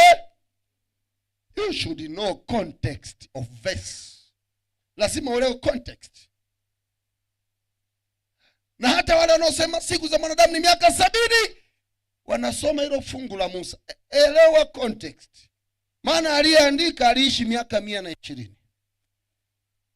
Na Musa aliandika akiwa wapi? Jangwani. Yuko ana stress. Baadaye kaishi 120. You should know, sipingi utakufa lini, lakini you should know context. Usishikilie tu 70. Aliyeandika aliishi 120. Sasa hapa katika ile fungu anarejeshewa mali zake zote. Mchana wa leo, biashara yako iliyokufa Mungu anairejesha tena. Na watu wanadhani hili fungu linahusu tutakapokwenda mbinguni. Biblia inasema watu wenye nguvu watauteka ufalme. Ufalme wa Mungu tunaanza kuuteka hapa. Lazima uende mbinguni spiritually, ndipo Mungu akuchukue kwenda juu. Ambaye hujaenda mbinguni kiroho na kuwa tayari, hautaenda. Maana yake ukiwa tayari unaishi mbinguni, ili hali uko duniani utarejeshewa mali zako zote. Mungu arejeshe afya yako. Yule aliye mgonjwa, nimemwomba Mungu ninapotamka hii kauli, magonjwa yaachie watu. Nasema hivi katika jina la Yesu, Mungu arejeshe afya yako. Katika jina la Yesu, Mungu arejeshe afya ya ndugu yako aliyopo kitandani. Tukitoka hapa mpokee simu, ameamka, amepona. Maana Mungu ni Mungu anayerejesha. Mungu arejeshe biashara yako. Mungu arejeshe biashara yako. Duka lako lilofunga Mungu akalirejeshe tena. Shamba lako ambalo alioti mazao Mungu akalirejeshe tena. Mimi naamini katika neno la Mungu. Mimi ninalima mpunga kule Tanzania. Nina mashamba ya mpunga. Sasa siku moja babangu alinipa shamba huku lake hapa katikati alinipa. Nikaenda hadi katikati ya shamba, nikachukua udongo, nikasema Mungu nataka hili shamba lizae kuliko yote, maana wewe ni Mungu unayerejesha. Baadaye babangu akasema wewe, haya mambo ni ya kitaalamu, yanahitaji ulime, na hao wengine wakanicheka. Basi tukaendelea kulima, nikapigiwa simu, ilikuwa miezi ya 3. Bwana, mpunga wako katika hii ploti ndio umebeba, unanawiri, mweusi kuliko mingine yote. Nazungumza habari za mwaka huu. Wakashangaa. Ni kwamba sisi hatujajua namna ya kumwomba Mungu. Yeye ni Mungu anayerejesha, anamrejeshea Mefiboshethi. Bwana aliyenituma kutoka Tanzania akarejeshe vyote vilivyopotea. Ninaongea na watu ambao ardhi zao zimemegwa. Naongea na watu ambao wana kesi mahakamani. Naongea na watu ambao mashamba yao yamepokonywa. Naongea na watu ambao wana migogoro ya kifamilia haijaisha kwa muda mrefu. Ninaongea na watu ambao mali zao zimezuiliwa, pesa zao zimezuiliwa, afya zao zimezuiliwa, katika jina la Yesu, katika jina la Yesu. Yesu uliyenituma over from Tanzania, mimi ni mtumishi wako, ili kambi wakajua ya kwamba kuna Yesu anayerejesha, akarejeshe katika jina la Yesu. Yesu akarejesha akili za watoto wetu darasani, watoto wakisoma wakaelewe. Na hili ni neno la Bwana. Roho wa Mungu ananiambia kuna mama mmewe alimkimbia, amemkimbia, na huyo mmekakata mawasiliano. Mimi najulishwa na Roho sasa hivi, nataka kusema hivi, within this year atarudi katika jina la Yesu. Atarudi katika jina la Yesu. Na yule mama anayemshikilia, maneno haya ninaongea sasa yanaenda kuleta mgogoro kule, arudi kwa mkewe. Ili ni neno la Bwana, ni kwa kila anayeamini na aseme amina.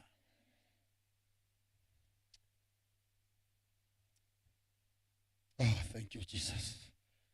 Asante Yesu. Ninamwona Yesu katika mkutano wetu. Naona nguvu za Bwana katika mkutano wa leo. Mefiboshethi akarejeshewa. Mefiboshethi alikuwa na mtoto anaitwa Mika. Nimeichunguza Biblia na ule ulemavu alizaeje. Yaani unajua wanawake wana huruma. Huenda kuna mwanamke mmoja alienda pale Makiri. Akamwambia Mefiboshethi nakupenda. Kina mama wana huruma. Wana Biblia inasema alikuwa na mtoto anaitwa Mika. Na Mefiboshethi amepata ulemavu ukatika hapa akiwa na miaka 5. Akiwa na miaka 5 akatuzwa kwenye ile Lodebari. Manake kuna mama mzima tu alikwenda akamwambia mimi nakupenda, nataka unizalie mtoto.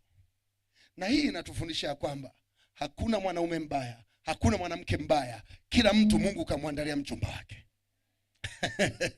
Sikiliza niwaambie watu wa Mungu. Watu wanahangaika kuvaa nguo ili wawe na mawowo makubwa, wanavaa masponji ndani, magodoro ndani. Huku unaona yuko hivi, kumbe ni godoro. Unaona ana hipusi, kumbe ni godoro, magodoro. Kina mama, acheni kuvaa magodoro, mbaki hivyo hivyo Mungu alivyo waumba. Kwa namna hiyo hiyo Mungu atakupa mchumba wako. Kama Mefiboshethi alipata mke akazaa Mika, wewe ni nani Mungu asikusaidie? Sasa hiyo sio hoja yangu ya leo. Hoja yangu ya leo, mfalme akasema, okay, kuhusu mtoto wa Mefiboshethi anaitwa Mika, ninakuagiza Siba, mlimie mashamba na mazao yote, umpe Mika mtoto wa Mefiboshethi, naye hale mema ya nchi huko alipo, asifanye kazi, naye alimiwe. Mibaraka ya Bwana inakwenda kwa ukoo na uzao wako wote.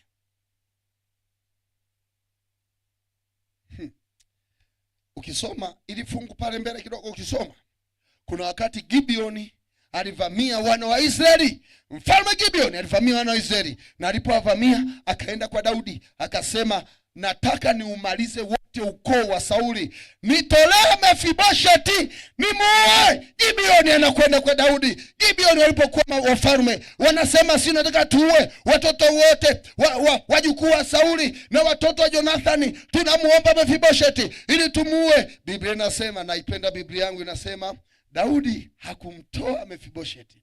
Pale palikuwa na Mefiboshethi wawili. Mmoja hajatokana na Sauli na mwingine katokana na Sauli. Daudi alichofanya, alimtoa yule Mefiboshethi mzima wa miguu ndio auawe, lakini huyu tunayemhubiri Daudi akamficha na hakuuawa. Naipenda sana Biblia. Haleluya. Haleluya. Hivyo ndivyo shetani anavyotutafuta, na Yesu anatuficha usipate madhara. Yesu anakuficha usife. Yesu anakuficha usiugue. Yesu anakuficha usipate matatizo ya namna mbalimbali. Shetani anafanya vita na watakatifu wa Mungu wakati wote. Ngoja nikupe hiki kisa. Siku moja nilikuwa nahubiri Injili, na nilipokuwa nahubiri Injili, mkutano wa hadhara, Mungu amenipa karama pia kuhubiri mikutano ya hadhara. Sasa kwa mfano ninahubiri hapa, alafu inatokea washiriki ninawatembelea siku za Jumapili. Kwa washiriki waliandika majina kwa Pastor Judith, mchungaji nataka aje nyumbani kwangu. Na ile Jumapili tulikuwa na washiriki 50 ambao nitaanza nyumba hii, itaingia nyumba hii, na nikakabidhiwa majina. Nilipofika Jumapili asubuhi katika eneo la mkutano kanisani, nikasema okay, ninaoenda kuwatembelea, tunaondoka na gari, tunashuka kwa huyu, tunaomba, tunaondoka na gari. Baada ya hapo akatokea mama mmoja. Alipotokea mama mmoja akaja mpaka hapa akasema, Pastor, leo naomba ukaombe kwangu. Nikaangalia jina silioni, nikasema mama, lakini mbona silioni jina lako? Akasema utake usitake. Nikasema mama, mbona mkali? Utakwenda. Akaninamia, utakwenda. Akanishika shati, unakwenda uendi? Sasa huyu mama kidogo nikasikia wengine wanasema, wewe acha ukorofi. Sisi tumeandika majina, tumekaa wiki 3, mchungaji hajapata muda. Wewe ukuandika hata jina, haupo kwenye foleni. Wewe mama ukoje? Yule mama akaangalia akafanya. Nikamwambia, sasa mama, nenda kwa Pastor Lamek, alafu yeye ndio atatoa kibali. Akaenda kwa mchungaji wa mtaa. Mchungaji wa mtaa, nataka pastor, sio naomba, nataka pastor akaniombee. Mchungaji akasema anaenda kuombea wenye nafasi, walioandika mapema. Yule mama akaja sasa, akaona tumaini langu ni Pastor Lumbe. Akaja akakaa kwenye viatu hapa chini, viatu vyangu, akashika suruali yangu akaanza kuivuta chini, yani anataka kuniacha uchi. Manake anaivuta, anasema utaenda haweni. Kidogo nikaona suruali inaachana na kiuno, ikabidi nishike na mimi naipandisha juu. Nikasema mama, basi ninakwenda, basi niachie, maana alikuwa anaenda kunidhalilisha. Ninakwenda basi. Nikasema jamani, tunaanza kwa huyu mama. Wengine wakachukia. Basi tukaenda kwa yule mama. Hiki ni kisa cha kweli. Tulipoenda kwa yule mama, tukaingia nyumbani kwake. Tulipoingia nyumbani kwake, tulipofika tu nyumbani akafunga mlango. Anakomewa hapa. Tukawa kwichi. Nikamwambia mama, mbona unafunga milango? Wainjilisti wenzangu, wainjilisti wana moto kidogo. Pastor Lamek anafahamu wainjilisti wana moto. Wainjilisti wakasema, Pastor, acha tu. Anataka private. Yani we pastor, yani usiwe na noma, yani we tulia, yani amna noma pastor, amna noma yani.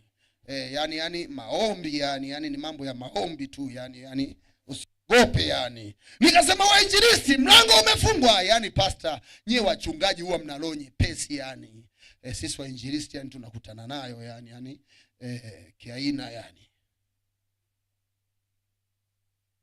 Mama akaenda kwenye dirisha, akafunga dirisha.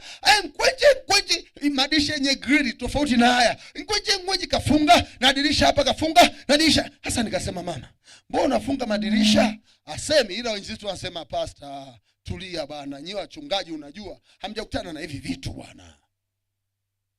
Yule mama akaingia chumbani. Alipoingia chumbani akaleta watoto wote. Akasema sasa, akafunga na mlango wa jikoni na funguo za mlangoni akazipeleka chumbani. Akasema sasa naomba niwaeleze kwa nini nimefunga mlango. Tukasema tueleze. Akasema mimi nina magari na ni tajiri mkubwa, ila utajiri wangu ulikuwa ni wa kuua ndugu zangu.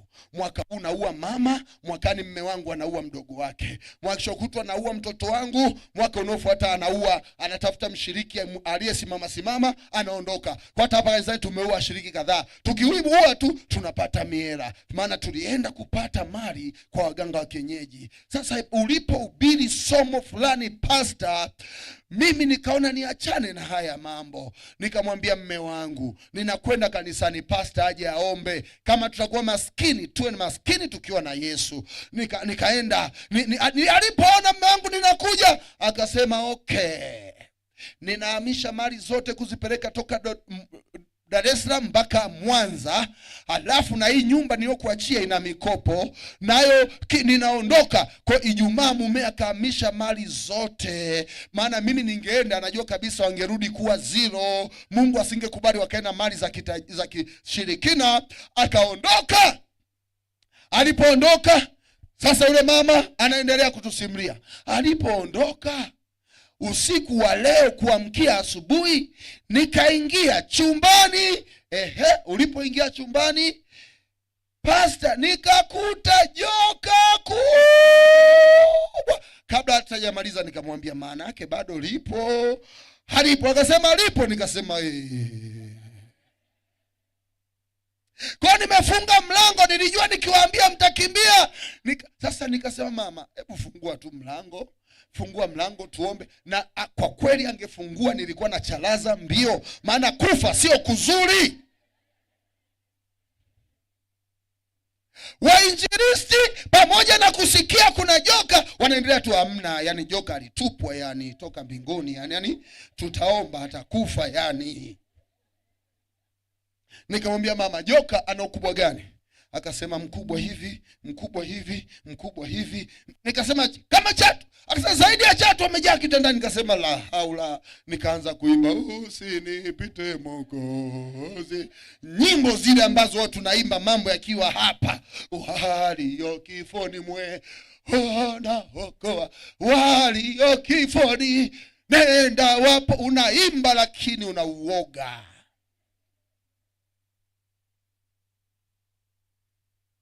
Nikasema haya tuombe. Sasa mlango wa chumbani ni huu. Wale wa yani ndio nikamwambia okay, wewe kaa hapa ili joka likija lianze kumtandika yani.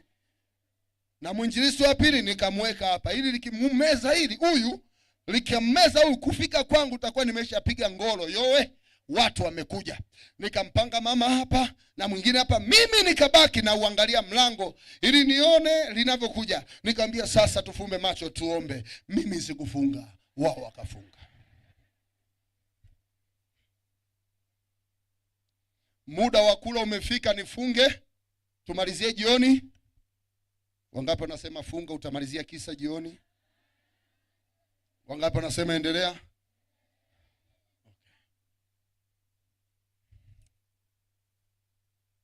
Sasa nikamwambia mwinjilisti anza kuomba. Akaanza kuomba. Baba Mungu, tuko ndani ya nyumba na kuna joka. Mimi sijafumba macho, yeye kafumba.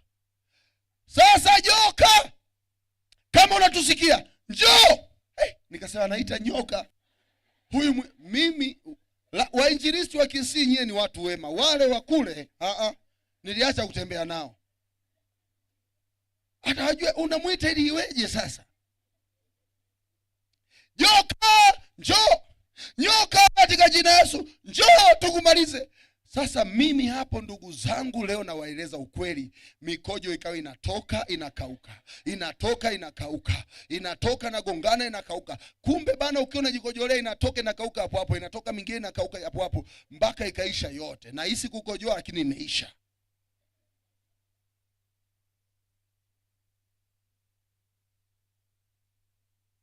Lile joka akati anaomba, kweli nikaona joka linatoka. Hiki kisa ni mimi mwenyewe kimenipata. Mimi mwenyewe kweli linatoka, likazunguka, nikasema manake ninakuja kunimeza mimi. Hapo sasa mikojo ikatoka ya mwisho.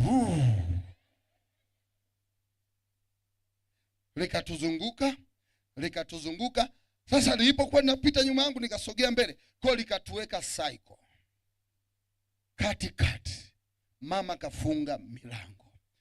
Ilipofika zamu yangu kuomba, nikasema wapendwa, fungueni macho. Walipofungua, wale wa yani walipoona nyoka, tunakufa anakwenda kwenye mlango umefungwa, anakwenda kwa dirisha, yani zimekwisha zote.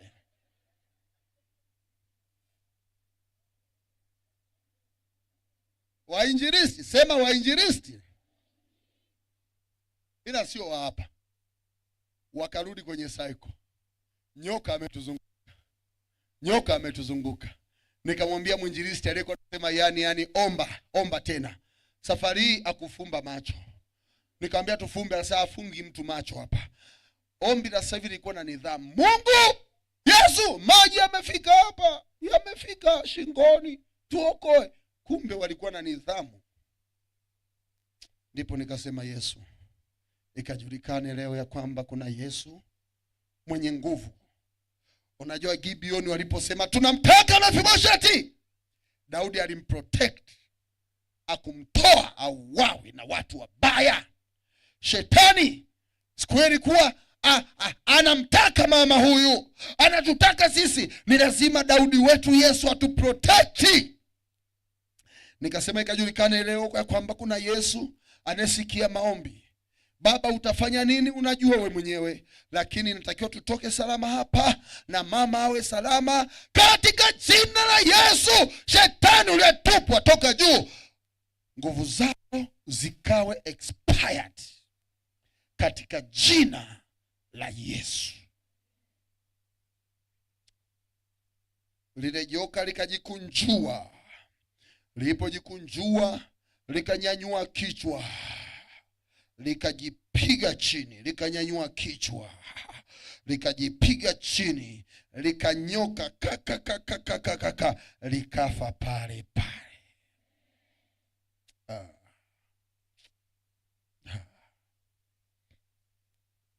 Mefiboshethi hawezi kutolewa uwawe, maana Daudi alimprotect.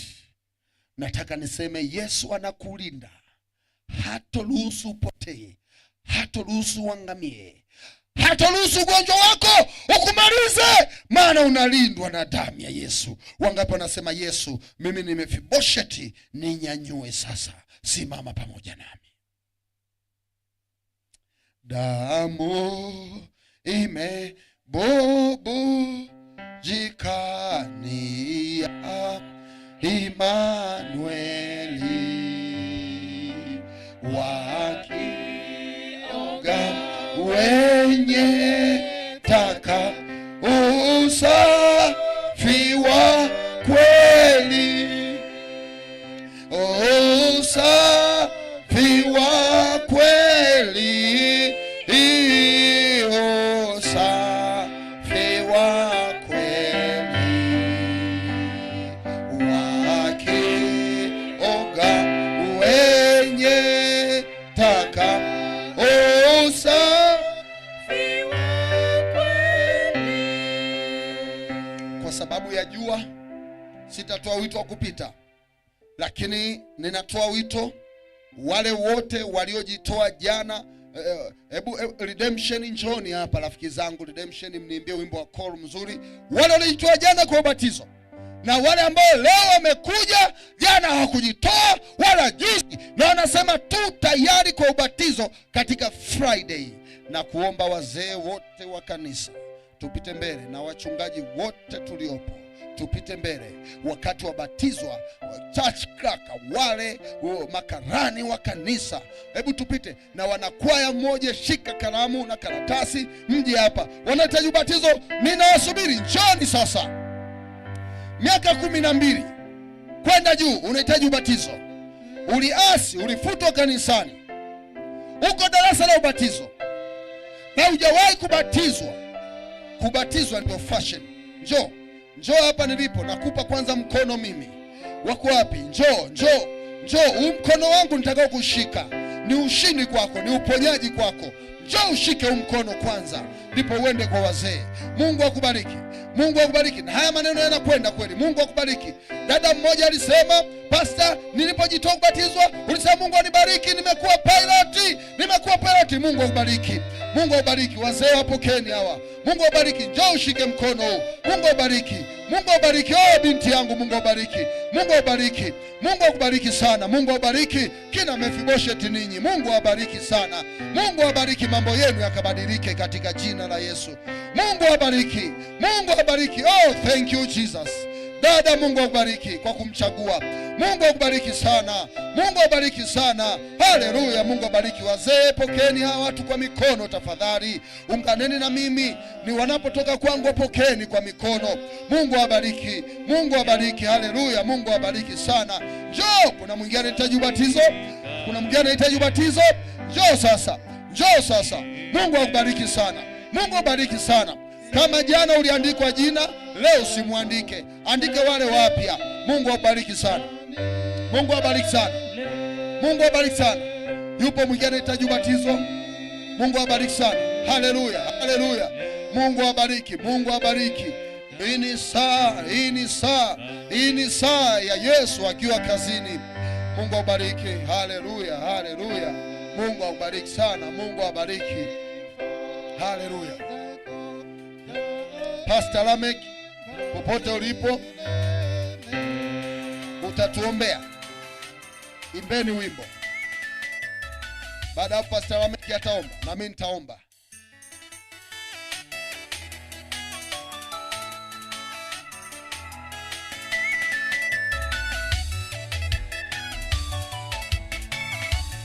Endelea kuja. Endelea kuja. Endelea kuja.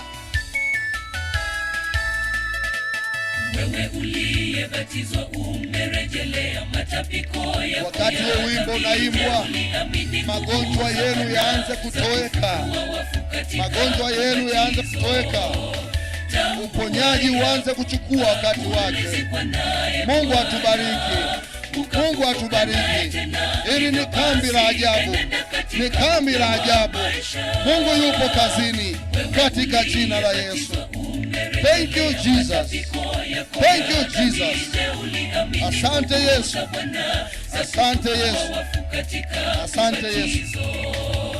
Tambua ya kwamba ulizikwa naye Bwana, ukafufuka naye tena. Hivyo basi enenda katika upya wa maisha. Anasema njoo mwanangu, akuita, enenda msemezane. Usitie nta sikioni, ukapuuze wito alokupa wewe. Imekuwaje umerejelea dhambi tena, na huko ulishatoka? Wewe jichunguze tena, utambue ni wapi ulipoanguka. Anasema njoo mwanangu, akuita, enenda msemezane. Usitie nta sikioni, ukapuuze wito alokupa wewe. Imekuwaje umerejelea dhambi tena, na huko ulishatoka? Wewe jichunguze tena, utambue ni wapi ulipoanguka.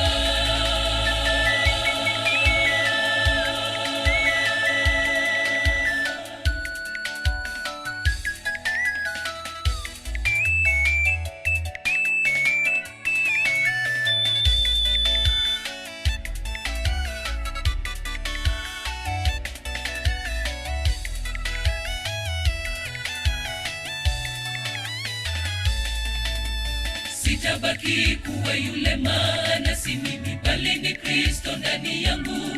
Amenipa uwezo wa kuitwa mwana wa urithi wake kwenye jiji lile. Ninajivunia nafasi ya kuitwa mwana. Nimeibuka kidedea na kazana, nikanyakue taji la johari. Sitabaki kuwa yule, maana si mimi bali ni Kristo ndani yangu. Amenipa uwezo wa kuitwa mwana wa urithi wake kwenye jiji lile.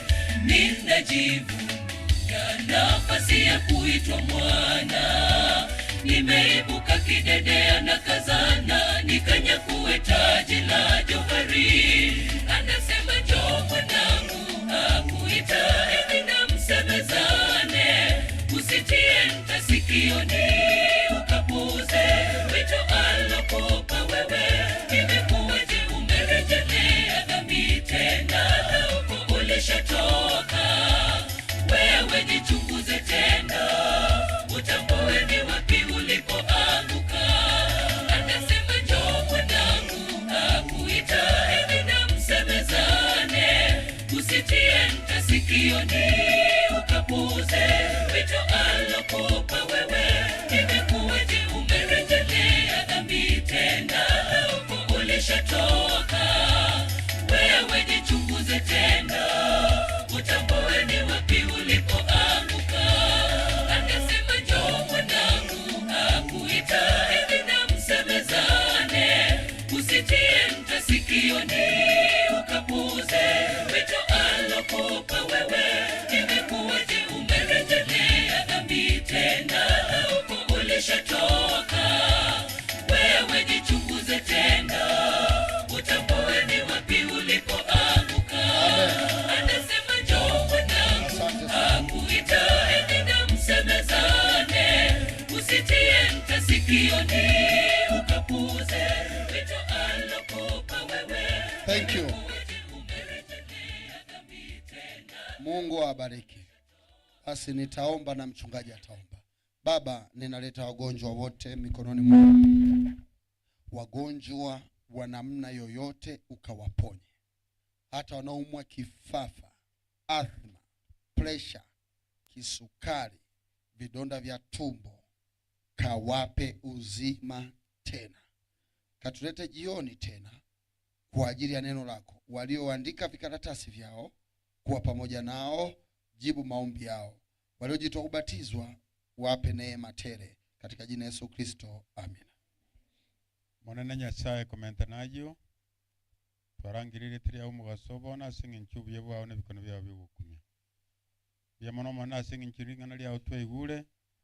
Krayo moito monene twasabire nyali bagasi chinkoro cheitu. Itwaro kwa gachoko nene no kwa moko nene imbe yaitu. Bya mono singa nchaba irure. Wakundiro monene obuyobo iga asinga ncho monene watumete umwana wa kwa singa ncheitu. Wetera asule ntore no gosemelia. Asinga nchiyo mwana valentira sikiro kia mavera. Kreo momoseseni mubweni urweri wa ebibe. Mwana baruanira matukaya iga bana chireki na uchimotu wogmabara menyo boko bakaina gotogia.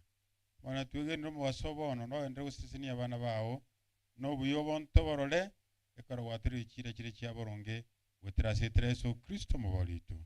Amen.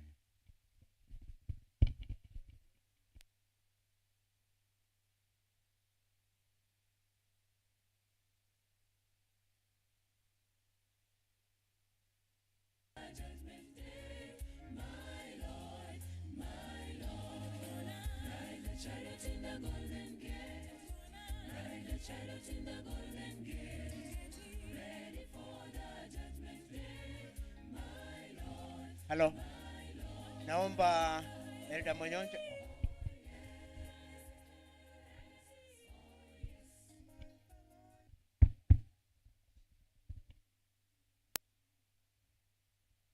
Wakitoka vijana wakari waingie.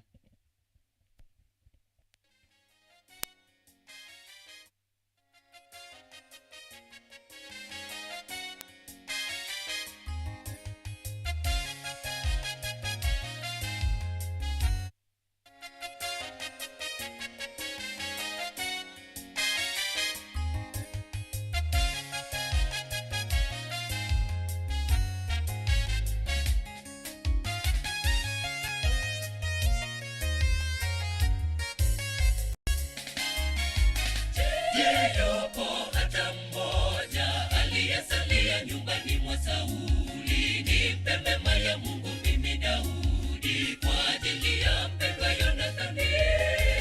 Na yumo mmoja kule Lodebari taifa masikini, Mefiboshethi aliye mlemavu. Yupo hata mmoja aliyesalia nyumbani mwa Sauli. Nimpe mema ya Mungu mimi Daudi kwa ajili ya mpendwa Yonathani. Na yumo mmoja kule Lodebari taifa masikini, Mefibosheti aliye mlemavu. Lodebari taifa chafu nilikozama pasipo matumaini. Kule ndiko alikoniinua toka akaniketisha meza ya kifalme. Sasa mimi si yule tena, naitwa mwana wa mfalme. Ni neema tu, kweli Mungu halali. Lodebari taifa chafu nilikozama pasipo matumaini. Kule ndiko alikoniinua toka akaniketisha meza ya kifalme. Sasa mimi si yule tena, naitwa mwana wa mfalme. Ni neema tu, kweli Mungu halali.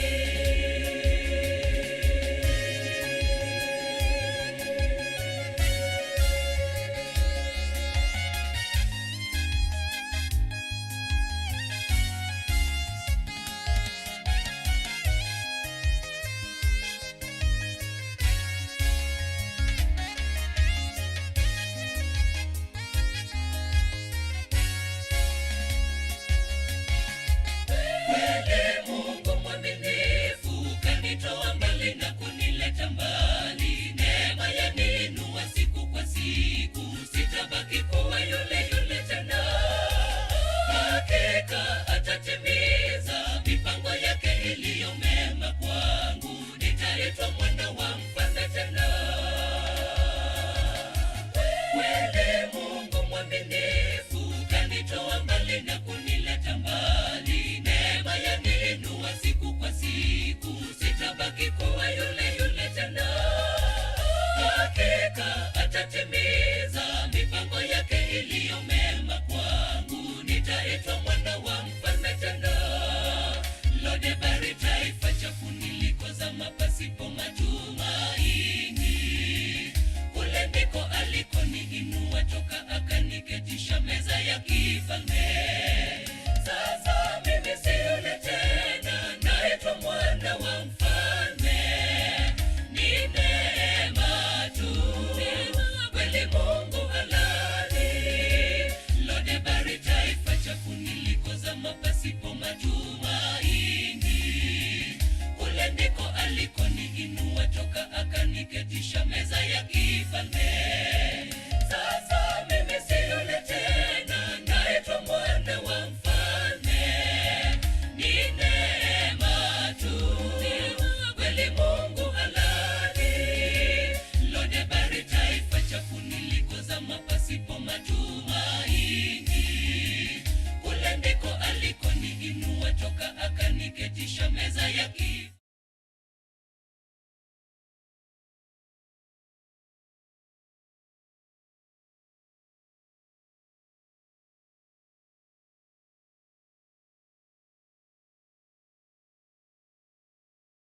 Nilikozama pasipo matumaini. Kule ndiko alikoniinua toka akaniketisha meza ya kifalme. Sasa mimi si yule tena.